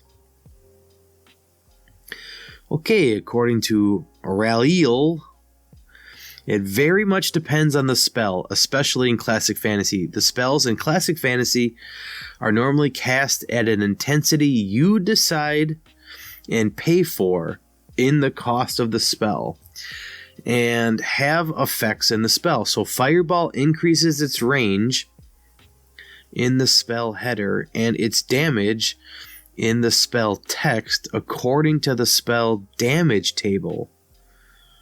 Oh my god.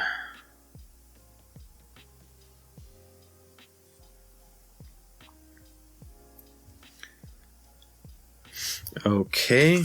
Well, alright. Maybe that was... I just saw something here that makes sense to me. Let's go find some spells again.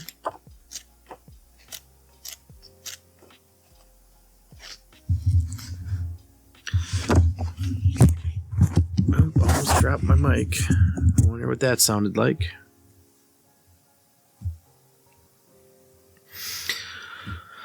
Alright. This guy, Elgison, is quoting something that looks so much easier to understand.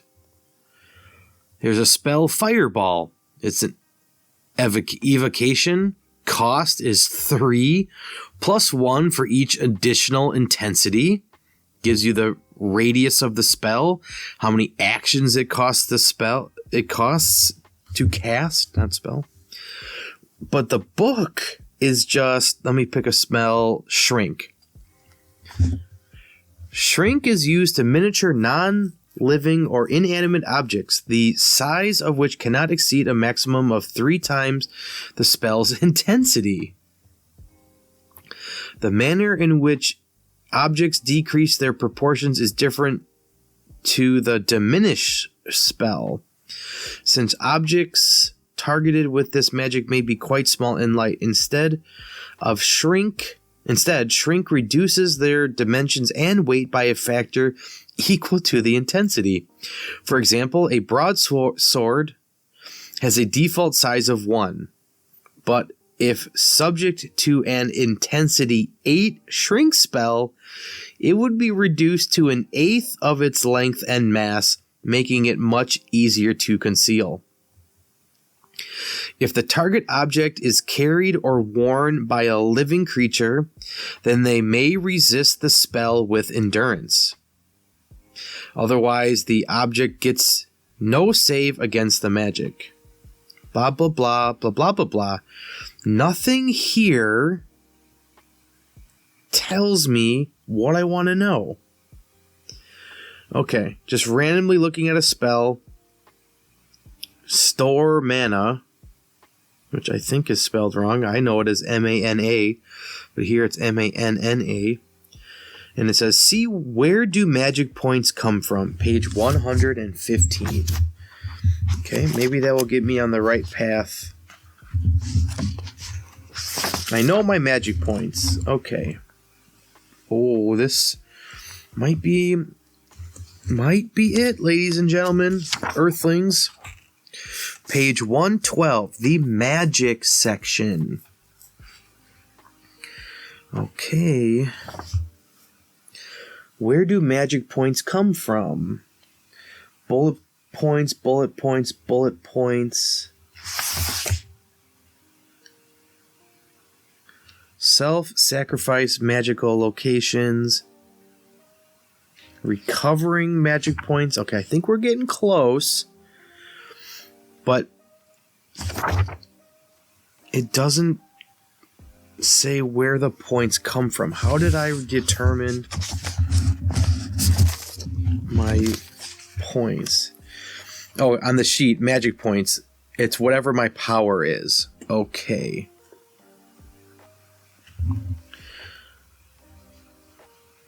How many abilities?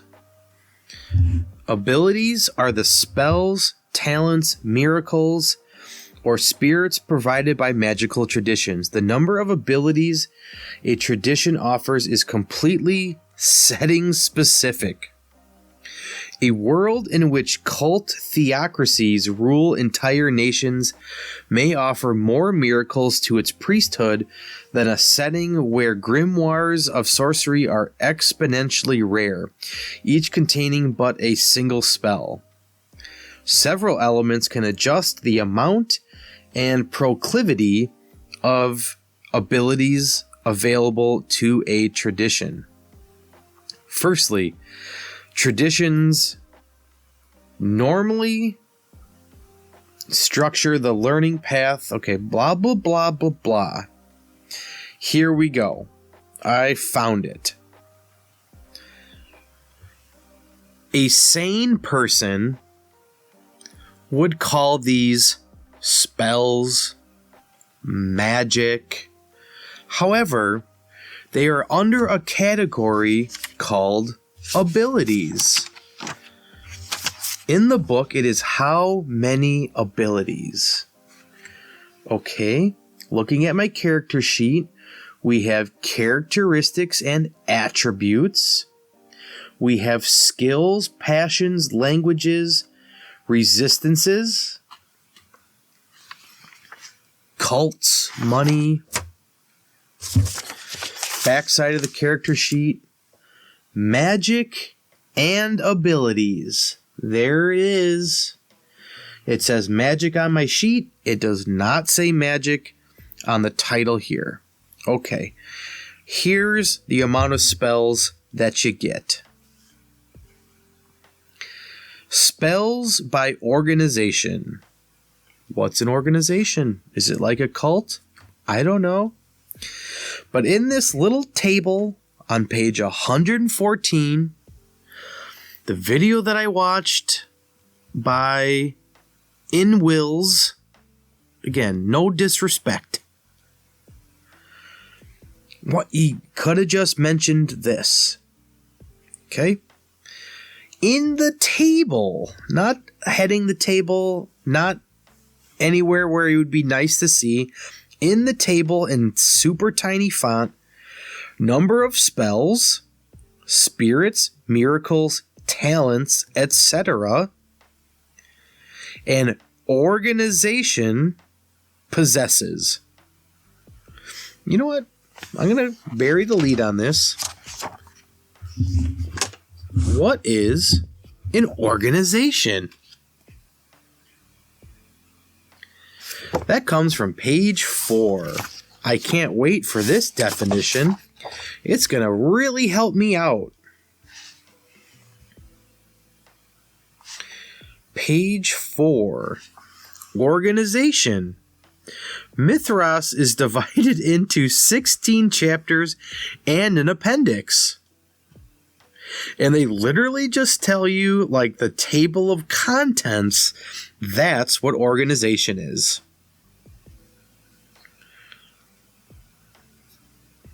I'm going to sell this.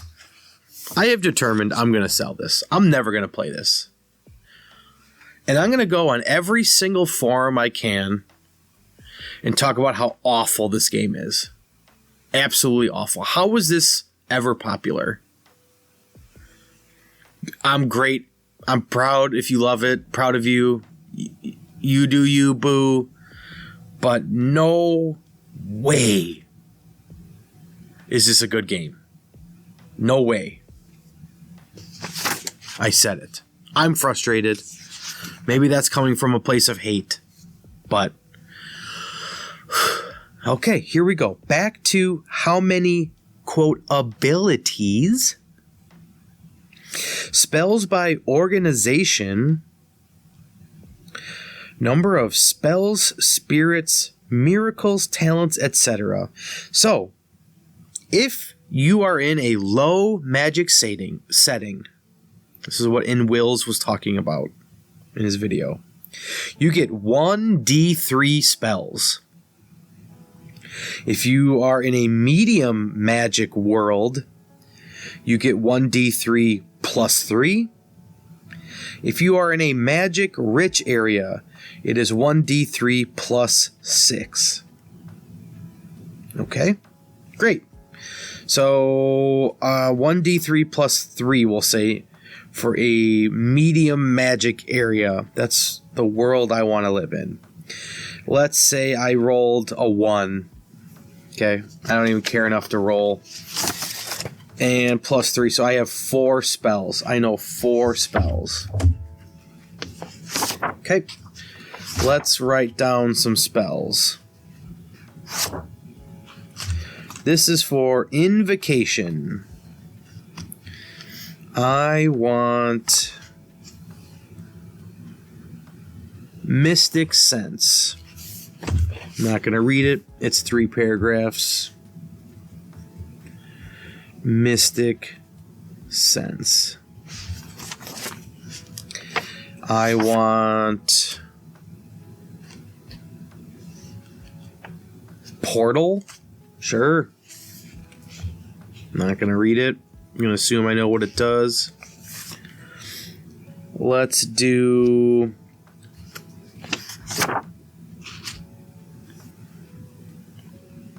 Shape Change to a creature. There we go. And apparently I can do it for 18 minutes.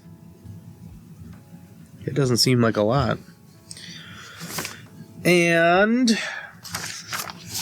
let's see, that is only Invocation, but I have skills also in Shaping. Let's look up Shaping, because apparently that's a pretty big thing. Shaping, page 49. That's pretty far back here. Shaping is a magical skill. Okay, find more, 161 to 163.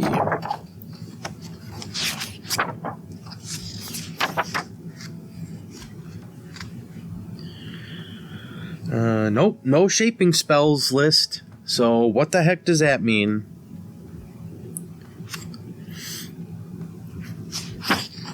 Shaping. In their default form, sorcery spells are relatively feeble in scope. Shaping is the method used to change the parameters of a sorcery spell so that it can be wrought to meet certain requirements, such as increasing its range or duration. Okay. Once the base concepts of shaping are known, they can be applied to any spell known by the sorcerer, no matter its school or tradition. Thus, sorcerers normally need only learn a single shaping skill, page 165. Shaping is never rolled against when casting sorcery.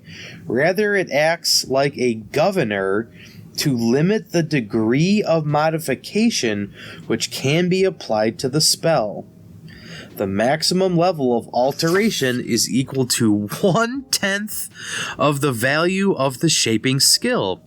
Thus, a sorcerer with shaping 47% would be able to apply 5 points to shape the parameters of any sorcery spell he cast.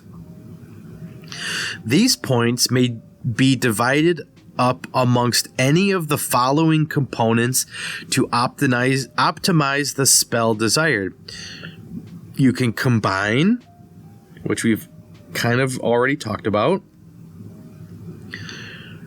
Duration, used to extend the period of time effects.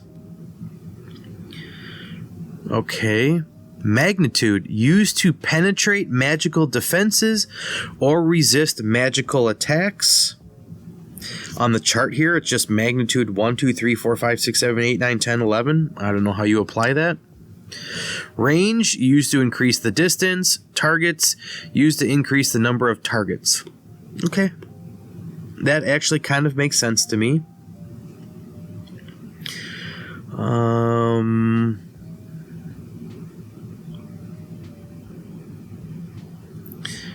Okay. All right, we're getting there.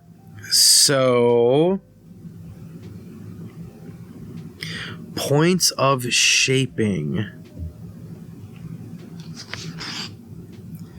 Intelligence plus power. Okay, where do I have shaping?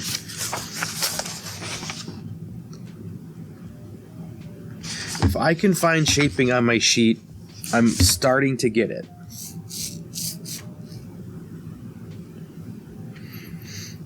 I feel like it was a percentage.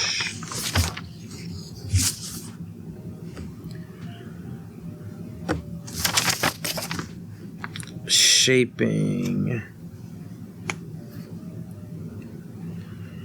Okay.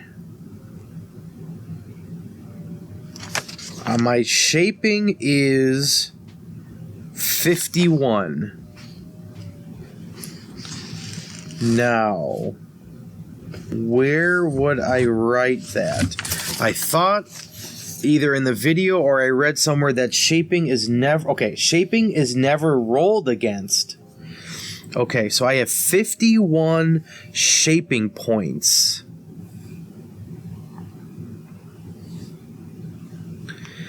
Where does that go on my sheet?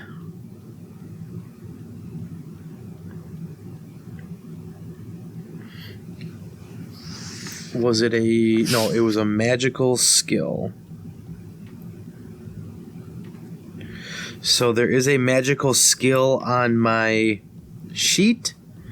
However, I don't like where that would be placed. Spells, spirits, talents, miracles. Experience rolls, cult information.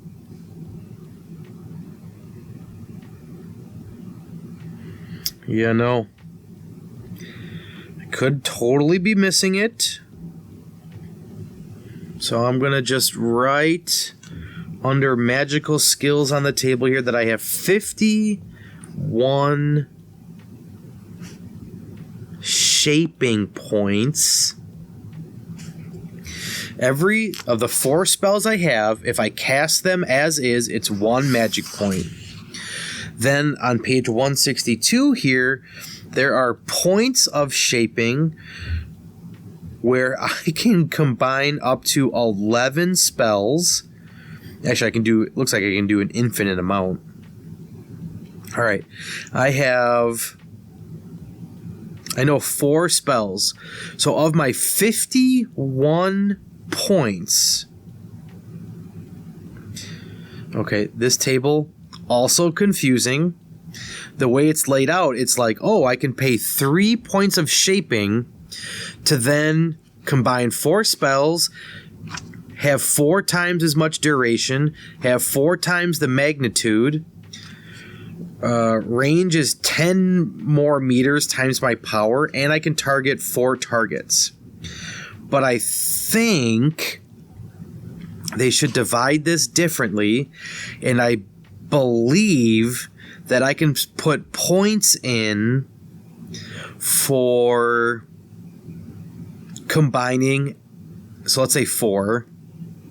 I have 4 spells. If I want to combine all 4 of my spells, so apparently when I cast a spell, I can cast all 4 of my spells at the same time, and that would cost me 1 magic point plus 3 magic points. So that would cost me 4 magic points to cast all my spells at once. Okay, now let's say I want to cast them all at once at 4 different targets. Then that is going to cost me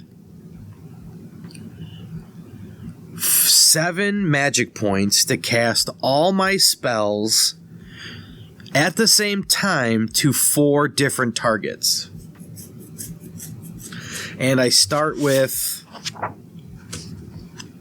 18 magic points. So if I wanted to go Hell's Bells in 1 combat, all my spells at the same time to 4 creatures, which is just an arbitrary example I'm coming up with, I could do that twice. Now, I bet I can change these while I'm casting them. Let me read this paragraph here, page 161.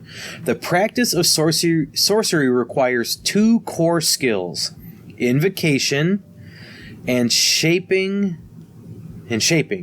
Invocation reflects the depth of knowledge concerning a particular philosophy or school of sorcery, whilst shaping is the skill of the sorcery to manipulate the parameters of a spell so that it can be cast in a flexible and innovative manner. Okay?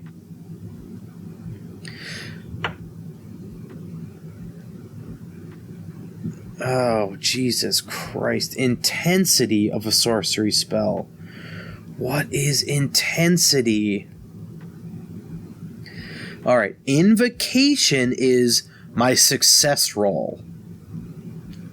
If I can roll under my invocation, the spell will hit.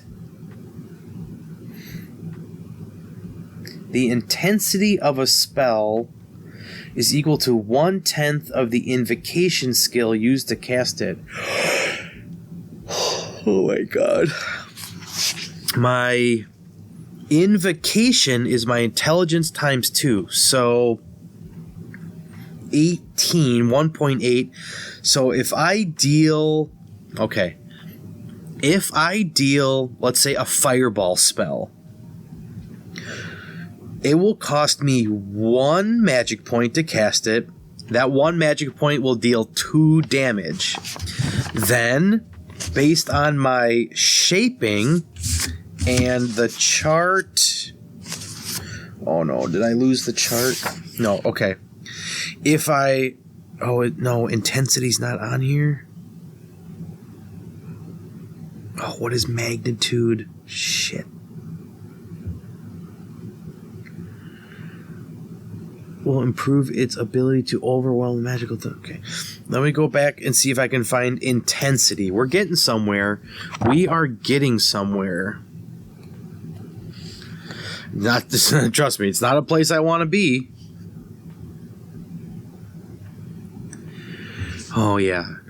Intensity. Page 5. How intense a spell is.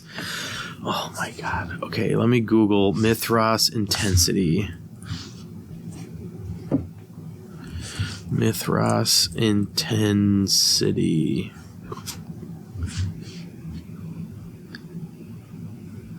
Sorcery magnitude help 2015. Can somebody explain just how magnitude works? I'm going to control F and see if I can find intensity on here.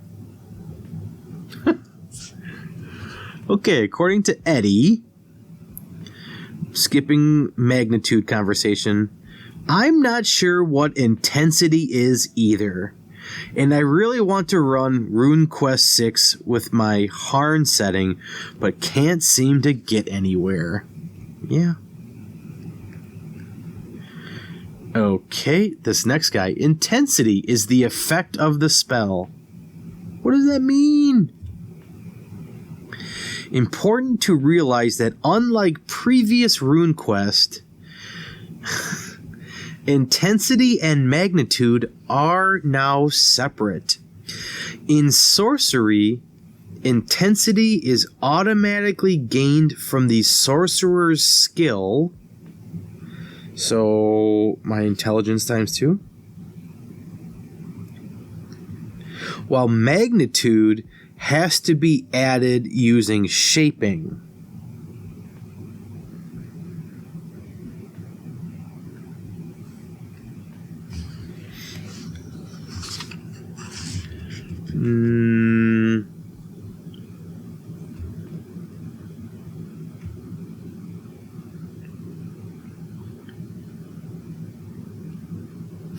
It has no effect on the intensity of a sorcery spell, which is solely based...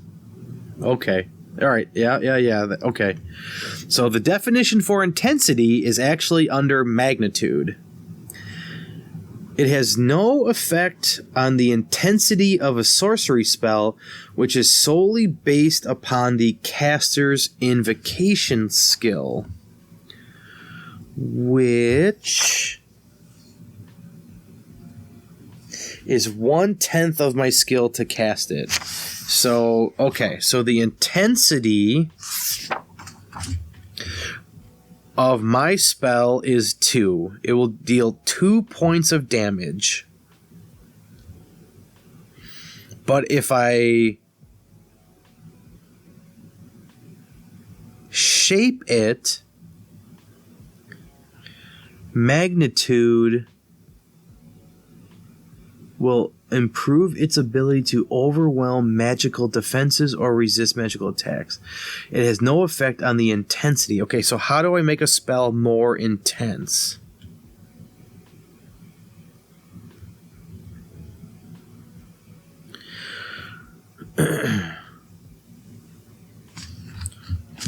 Alright, back to the internet.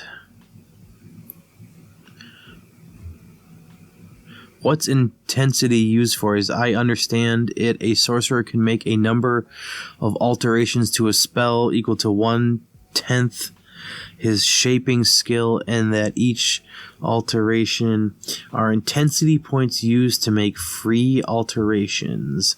No, the intensity of the spell's purpose depends on the spell itself. Intensity might govern how much of a substance you can animate or shape, or it might govern how much damage comes from a damaging spell. Okay, so let me read a damaging spell.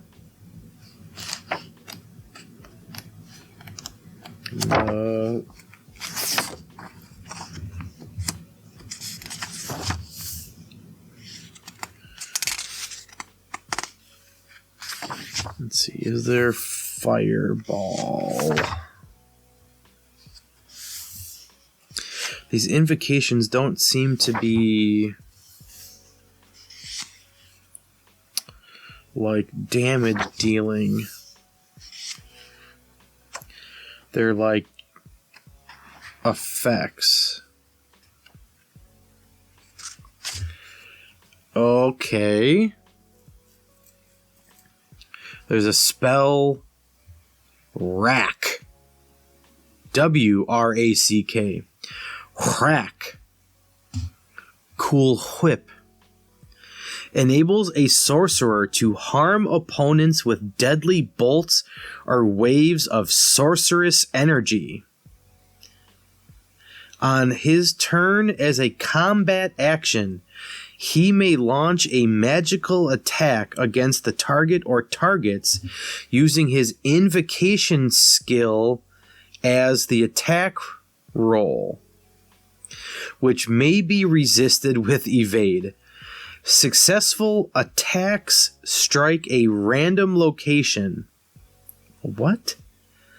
Successful attacks strike a random...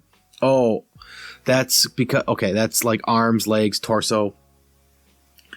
The intensity of the spell denoting the damage it inflicts. Worn armor does not protect, but natural or magical armor points reduce damage as normal. Here we go. My intensity is 2 because it's at 8. Oh, wait, hang on. What is intensity? 1/10 of my what? Jesus.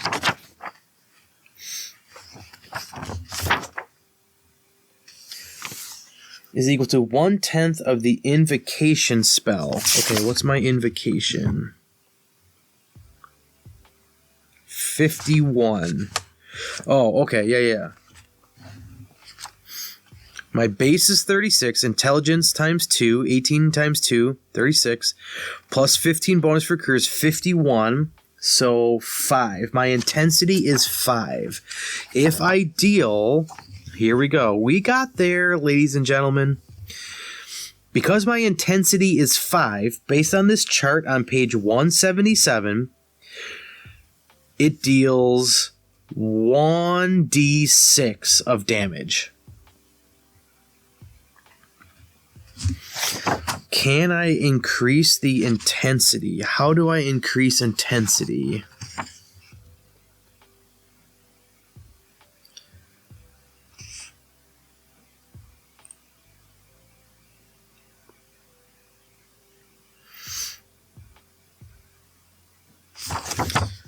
Okay, well, let me just keep reading. The caster must concentrate to launch a rack attack, but can let the spell drop into dormancy to perform other actions in between each magical assault. Each variant of this spell inflicts damage in a different manner, according to the school from which it was learned. I don't know what school I have. For example, rack, darkness, taught by the Stygian path, would strike the target with serpent-like tendrils of freezing shadow, whereas rack, death, learned from the Guardians of the Grave may cause a victim's limb to rot with necrotic lesions. Okay. Well, we got there. I can cast Rack without modifications for 1 magic point, dealing 1d6. I can shape it to increase its duration, its magnitude, which magnitude is improve its ability to overwhelm magical defenses or resist magical attacks. Okay, I can adjust the range and how many targets it has. I must not be able to make it more intense. But let me keep reading. Oh, you know what? Intensity isn't used for shaping at all and doesn't grant any free alteration. Intensity equals 1/10 of the invocation skill. Intensity is usually a passive measurement. Okay, yeah, we're getting there. That tells you what it can influence. You usually find the specifics of how intensity is used within the description of the spell itself. For example, okay, yep, all right. Here's how I think this works. Okay, I've paused it and I've read and YouTube videoed, and oh my god, we are at almost 2.5 hours total on this. And now in my reading, I believe I found that this is the hardest path class. Well, it's classless, I guess. This is like the hardest build, we'll say, which I did want. So I kind of brought it upon myself. Okay. I have Okay, here we go. Let's recap everything that I know, go over what I don't know, and then end it, because I got the bulk of it. Okay. Maybe go over weapons. Okay, I have stats. Strength, constitution, size, dexterity, intelligence, power, charisma. Great. I did a point buy system for that. Based on those, those are my characteristics. Then I get attributes, action points. I believe that's basically like in combat I can do 2 things. Damage modifier. Well, even though I do a d6, apparently I have to subtract 1d2 to my damage modifier. Is that for spells? I hope not, but I don't know. Experience modifier. Don't know what experience is. Healing rate. 1. Is that hit points? Is that magic points? Don't know. Initiative. Don't know. Luck points. Don't know. Movement rate. 6 meters. Cool. Great. I've got a set of standard skills, which I have not filled out on my sheet, like athletics, boating, conceal, customs, first aid, based on the fact that I am what is my culture? Civilized. That's my culture. And my career, I'm a sorcerer. I get bonuses to my standard skills based on those same things, my culture and my career. I get professional skills. My languages, I get just a static bonus because I'm not illiterate. There's a whole section on my sheet about resistances. Brawn, endurance, evade, willpower. Those are based on my characteristics that I use point buy for. Experience rolls, I don't know. Money and wealth. That's easy. That's just gold. Cult information, have no idea what that means. There's a devotional pool, have no idea what that means. Magic points, I figured it out. Every spell, 1 magic point. You want to add to it, you want to shape it, look at the chart, figure it out.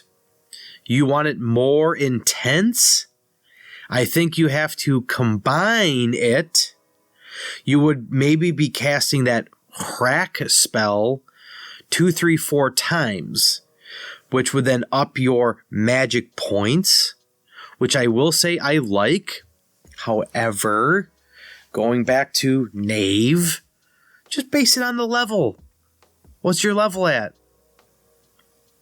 That's how you scale it up.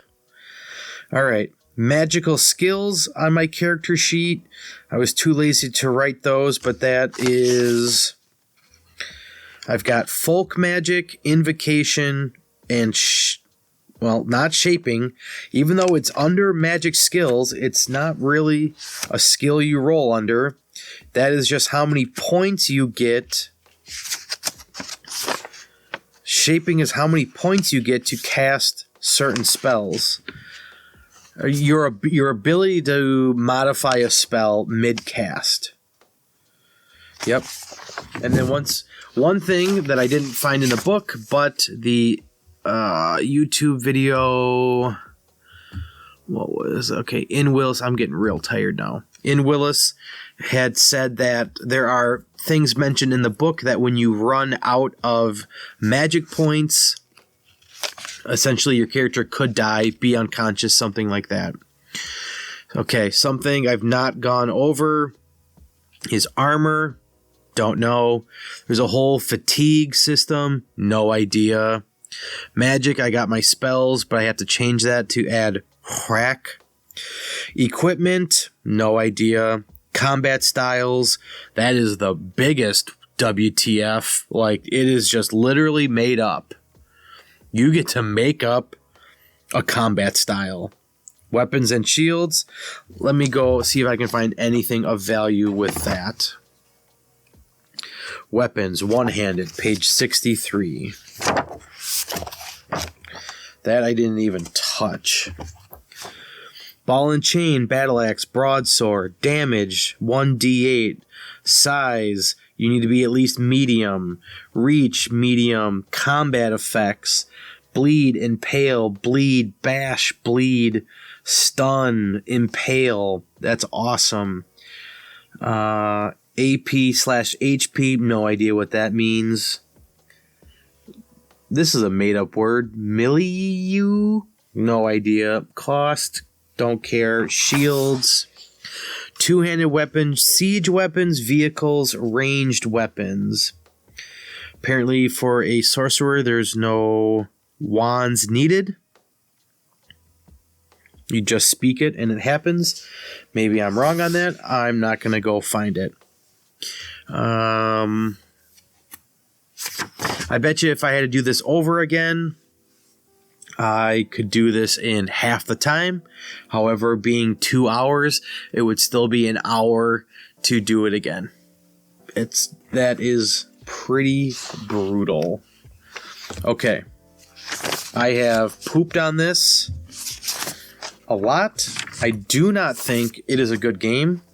However, getting into it, making it, once it's established, I can see how it's, here's the word, crunchy.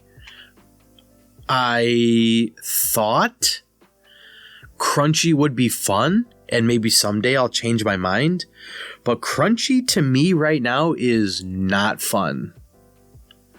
I have to refer to a chart whenever I want to cast a spell. Do I have the shape points to modify how I want to do it? It makes for very flexible. I can do exactly what I want. Like, let's say in D&D 5th edition, I want to cast Fireball. I could control how big the Fireball goes. Can't do that in D&D. It's just a static spell. So it's got its perks, but Jesus. This was nutty. Remember I said at the beginning of this, okay, yeah, we'll do Mythras and then we'll see if we have time for Warhammer Fantasy. No. Absolutely not. I will tackle that. And we will compare to see how it is with this. That This was brutal. And, okay, I could go on and on. Mythras. I'm contemplating selling this book. There's no way I could convince any of my friends to play that. No way.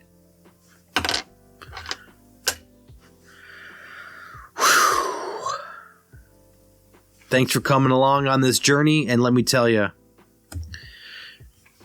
tonight it wasn't about the journey or the destination. It was a journey. I'm tired. I wanted to say that the opposite, and I'm not going to edit this video at all. I'm just stalling 2.5 hours. Oh my God. If by some random fluke you listen to this whole thing, you are a hero. Okay, I'm just blabbering. Thank you. Love you. See you in the next episode. Later.